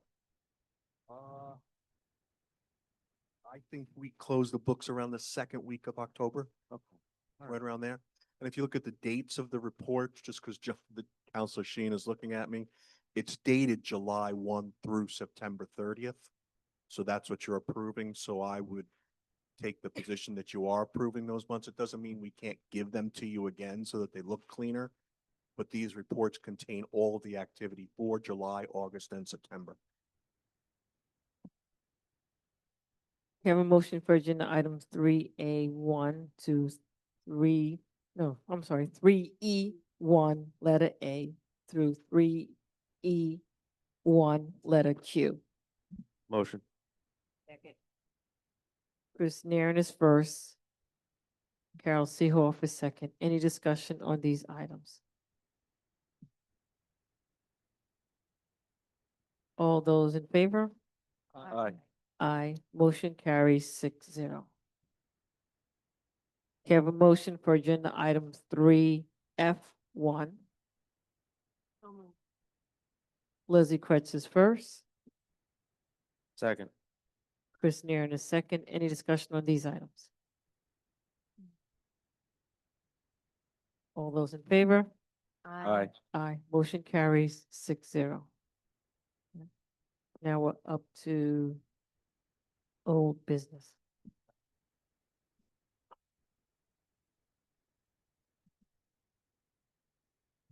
Okay, so under old business, I just wanted to ask legal about, well, let me backtrack. We discussed the $10.6 million surplus during November 12th, which was the date of the presentation. So I had a couple of questions regarding that, and I drafted a memo over to legal, and superintendent's aware of that, and so is the Board of Education.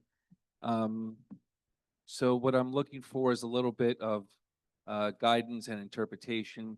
Specifically, I had 3 questions. So John, the first question was, do surplus funds from the 24-25 school district have to be used to offset the tax levy the following year? So that was 1. Number 2, I was looking for a brief overview of real property tax law, section 1318. And then I'll reserve my 3rd question for when you're complete. So the first question, do surplus funds have to be used to offset the tax levy? Number 2, can you give us a brief overview of real property tax law 1318 and how it applies to Amityville's situation? So I did provide this in a memo to the board. I'm fine with discussing it in public if the board is fine with me discussing in public, because this is privileged and confidential. I would probably give you sort of generic responses. If the board is fine with me discussing this in public, I'm fine with it. I just want to make sure that, I can't waive any privilege.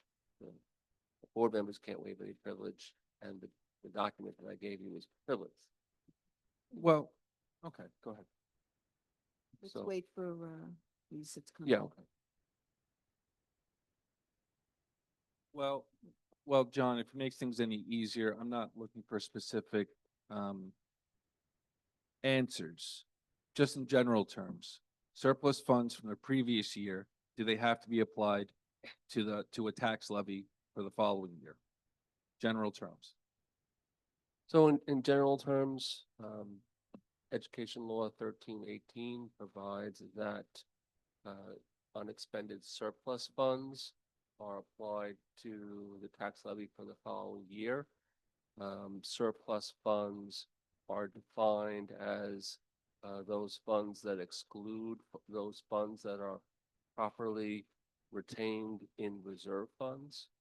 So just generally, boards of education will adopt resolutions in June of the year that will transfer funds up to a certain amount into reserve funds that are in existence at that time, and that provides the Board of Education with an administration with an opportunity to transfer funds within a set amount as you're closing out your books. So that is a typical practice, and that way you have a limit set on your reserve funds and amount transferred, so you're not transferring it above the amount that would be overfunding the reserve, but you have the ability to transfer funds when you're closing out your books, so that any amounts that are properly retained and you keep within your 4% for the 4% of the next school year's budget retained in your unassigned fund balance. Any amounts in excess of amounts properly retained and the 4% should be offsetting the tax. Okay, so, yeah, and I'm sorry, John, I'm not trying to put you on the spot, but what you're saying is that there is a mechanism to apply unused reserve funds in excess of 4% to offset the tax levy to perhaps make it a 0% budget to budget increase. So 0% budget to budget increase, that any amounts that are used to, that are returned to tax levy must be, returned prior to the setting of the levy. Right, so Prior to the the setting of, setting of the setting the levy for the next school year. So, for Nassau County, August 15th is the day which Nassau County sets its tax levy for the next school year.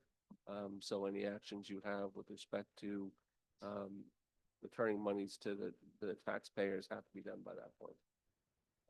After that point, you can no longer,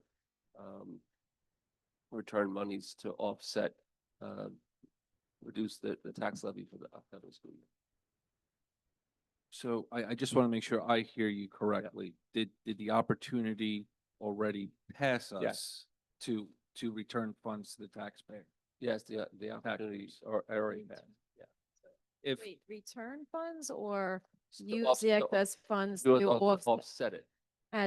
use it as revenue for next year's Yeah, balanced to- budget? Right, to offset to reduce its tax levy for the upcoming. so if I hear you correctly, the tax levy cannot be offset because Nassau County has already set their levies back in August. Right, so the Nassau County is, covered by the administrative code and they levy the taxes. So for Nassau County, you advise the taxing authority in Nassau County of the amount that you want to levy.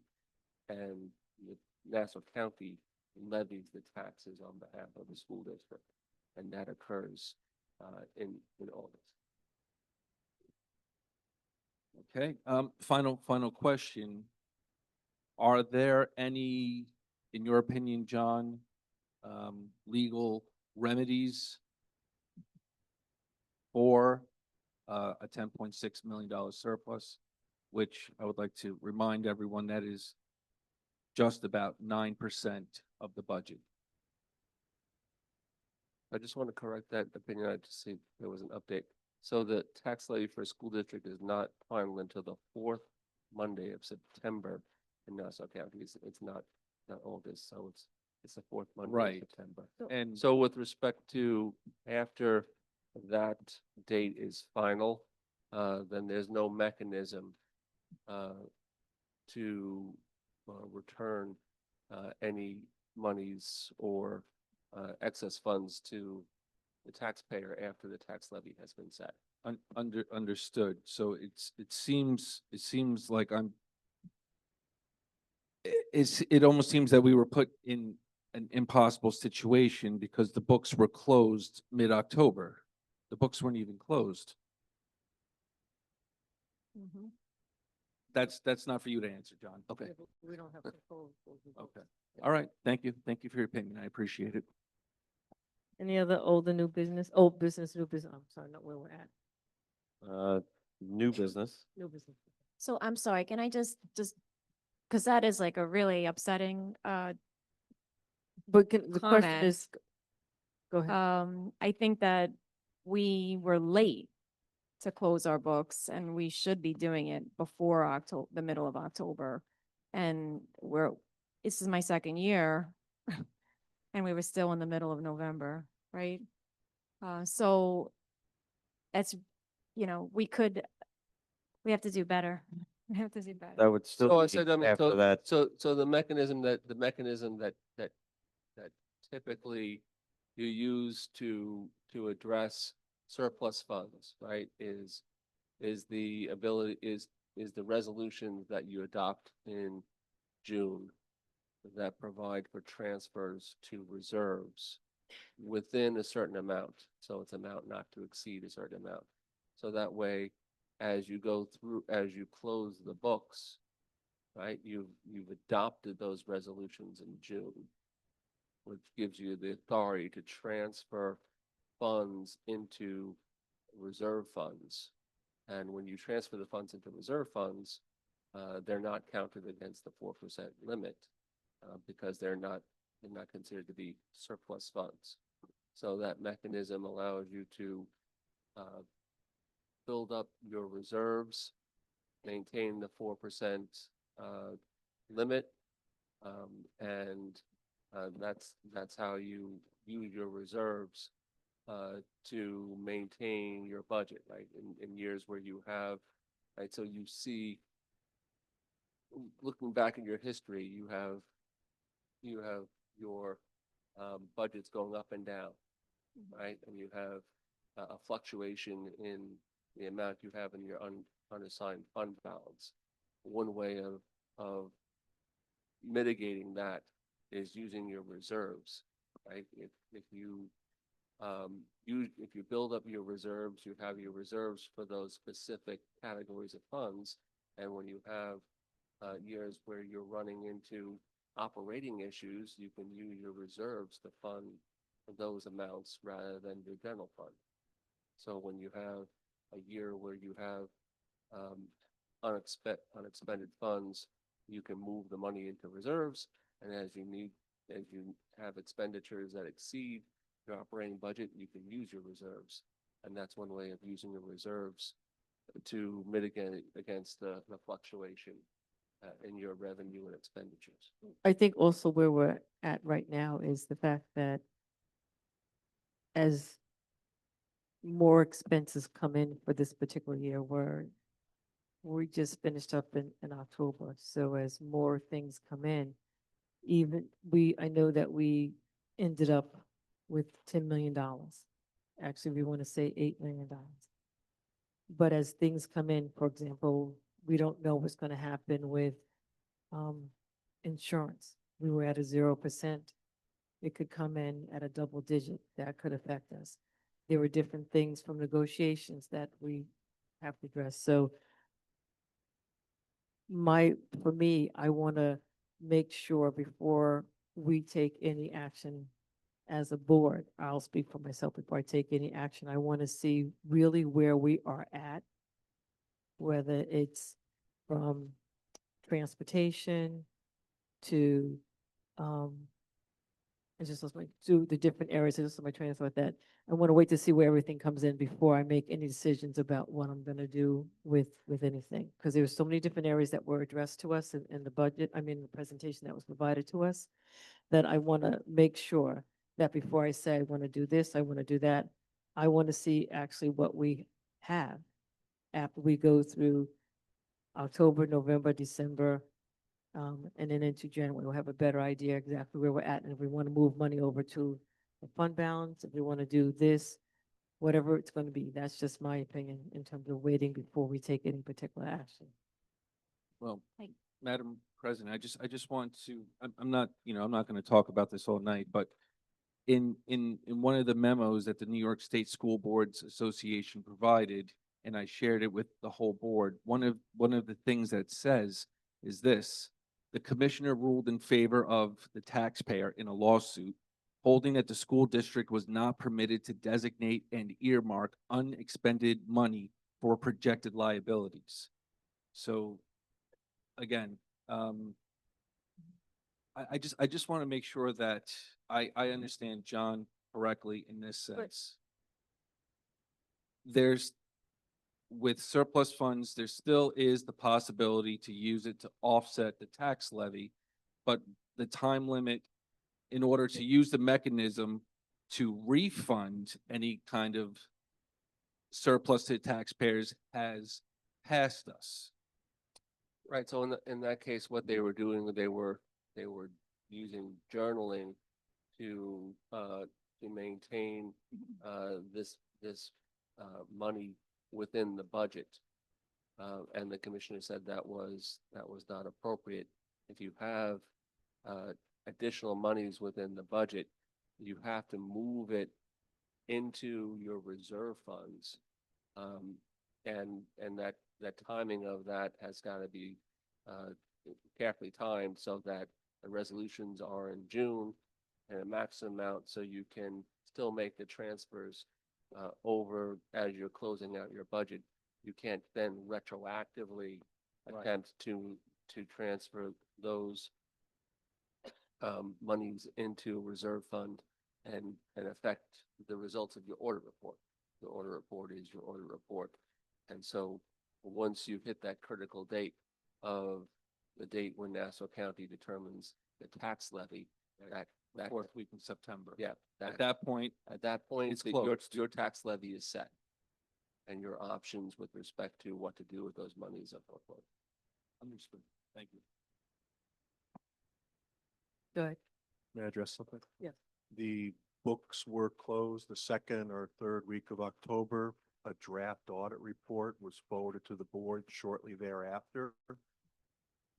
That's fast. That's a fast turnaround. The board asked for the books to be closed quickly this year. We obliged.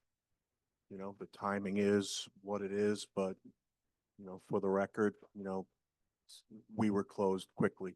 So can I just ask this Yes, of sir. you, Mr. Schneider? If the book's being closed by mid-October is quick, I don't see any situation where this mechanism can ever be used. Because Nassau County closes the door on the fourth Monday in September. So the mechanism we had spoken about, and I'll articulate it to you so that you understand the importance of it, is projections early. So when I'm coming in January, which is early, to say this is how I think the 25-26 budget is going to end. And then I'm going to do it every other month, and I'm going to drive central office crazy with projections because we're making decisions based on projections. But if we're getting into May and June and I'm still saying we have money that's going to put us in excess of 4%, we're going to put resolutions on the agenda to fund the reserves, and that discussion can be had in May and early June. That's a normal cycle. We were in no position to do that in May and June of this year, not with the numbers that were being shared. Right. Well, one of my concerns is this. I do understand that for mid-October, that's when the books were finally closed down to the penny. But if we knew in July, August, that we were coming in with a surplus, we didn't, in my opinion, I don't need to know down to the penny what that surplus is. If we knew that we have $8 million, $9 million, then we can start having that conversation before Nassau County closes. I mean, it's all in retrospect at this point, but. I believe that there are controllers' opinions, and I'll talk to John, and you could speak to your external order, that they have to be done by June 30th based on what really is a projection. You word those resolutions to give the board the flexibility to fund or not to fund, and talk about giving back the taxpayers would have to happen at that time based on projections. It's hard to do, not impossible. But in May and June, that information just simply wasn't in the hands of the district during that time period, given what was going on in the district. Any new business?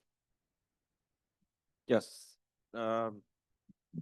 See, we just approved all the intramural program offerings, and I believe we don't really do a good job as a district of promoting them and putting that information out there of what's actually available to the kids. And it's good programs that we have, that it's either a good off-season activity for kids doing their sports, or a gateway for kids to try a new sport, or just activities to keep kids busy after school. So I'd like to see if we can get something together for the intramural programs, and if we can add in like club offerings so we can promote these better. So, thanks for saying that, Chris. I had jotted down some similar notes because I never even knew that it was there like when my kids were in the buildings. And I was wondering, like, we're getting the stipends, but do we even know that it's happening? Which that's how I found out prior to being on the board. That's how I found out that there were intramurals, because my son found out from other kids. So, so you're asking that it gets promoted better? Yeah, I'd like if we can get some kind of a notice together, or Mhm. booklet with like some small description of what the activity is and the schedules that they'll have for it. Mhm. Sure, we can get with our athletic director and make sure the information is circulated and the intramurals are properly promoted. Thank you. Just make sure, just bring the mic very close to yourself. Bring it even I closer. wanted to, hopefully, we could start implementing and exploring using our mascot tide and start thinking about ideas and what we're gonna do with it, okay? Is that possible? We can put that on the agenda at some point? Yes, there have been some internal conversations. We've been meeting with our athletic director about a logo. Insignia, we know our cheerleaders, they were able to move forward because they needed some insignia to represent, so that did move forward. What has sort of been hovering over is the last conversation that the resolution that was brought on June 4th that stated that the letter A would be the insignia that the district would move forward with in case there was an overturning of the ruling regarding Warrior.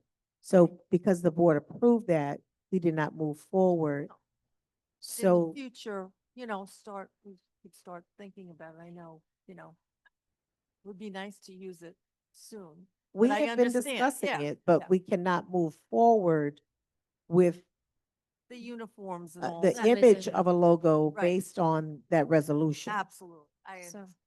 So we So would if bring a it- new resolution. Yeah, we need to lift that so that we can move forward. Okay. I also had that on my notes down here, the Tide logo, and one of the assistant principals had mentioned the concept of, having the high school art honor society involved with developing some potential logos or graphics. So I thought that was a nice way to involve the students.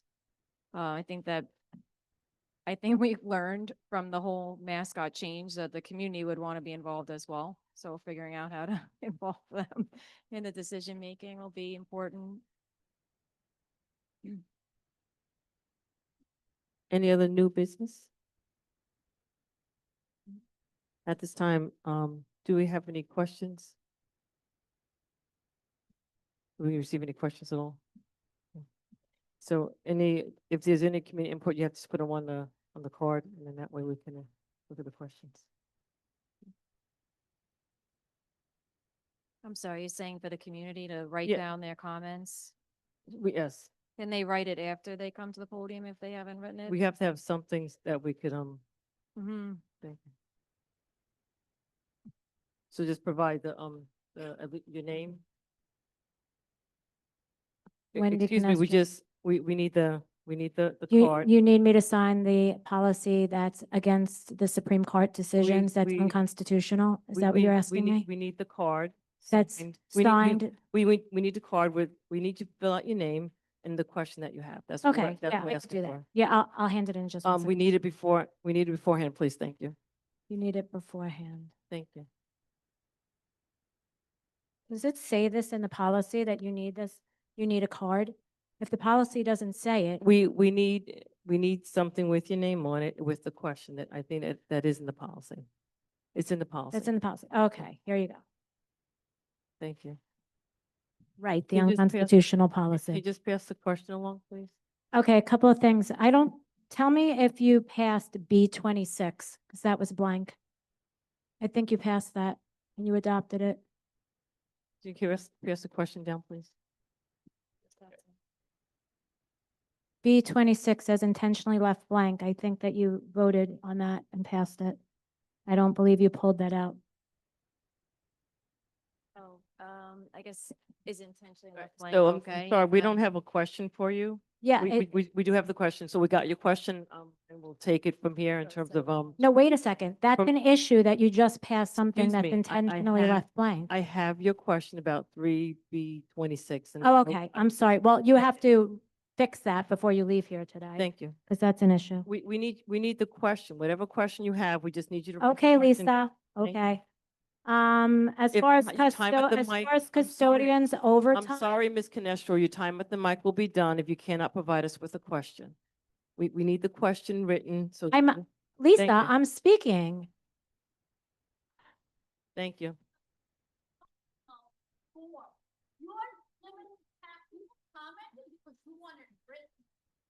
We- Excuse me, either, Absolutely please- outrageous. please provide your question on the. From two former board Thank you. members that have extensive knowledge. At this My point- at question is point in this. time, My question, we I need to think go I wrote back into surplus executive on there. session To, First of all, the surplus, when I was Excuse on this me. Board of Education, we were told there was a $6 ladies million and gentlemen, fellow deficit. board members, And there was a request total that we go into hoax executive that you were session gonna at close this the point in time. Northeast closing. Excuse me, Northeast requesting that we go into School. executive session at So, this time for advice from legal counsel. It's Do I need a egregious that you motion to go raised into our executive taxes session when you have a go $10.6 for million advice? surplus. To We Wamion have- and excuse Megan me, we have a- Messman, we thank have you a for motion on the advocating table for To the, go into for the executive session for taxpayers. advice from It is legal counsel. egregious that you I have raised our a taxes. first from The Carol teachers did with and a us, second the for teachers didn't have. All supplies. those in favor to go in executive session for advice from legal counsel? You are Aye. The motion outrageous. goes- This is a motion non-transparent carries board. 4-0. Your policy is in violation Thank of the you. Constitution, and I'll be submitting it to the civil policy of the American. At 10:41.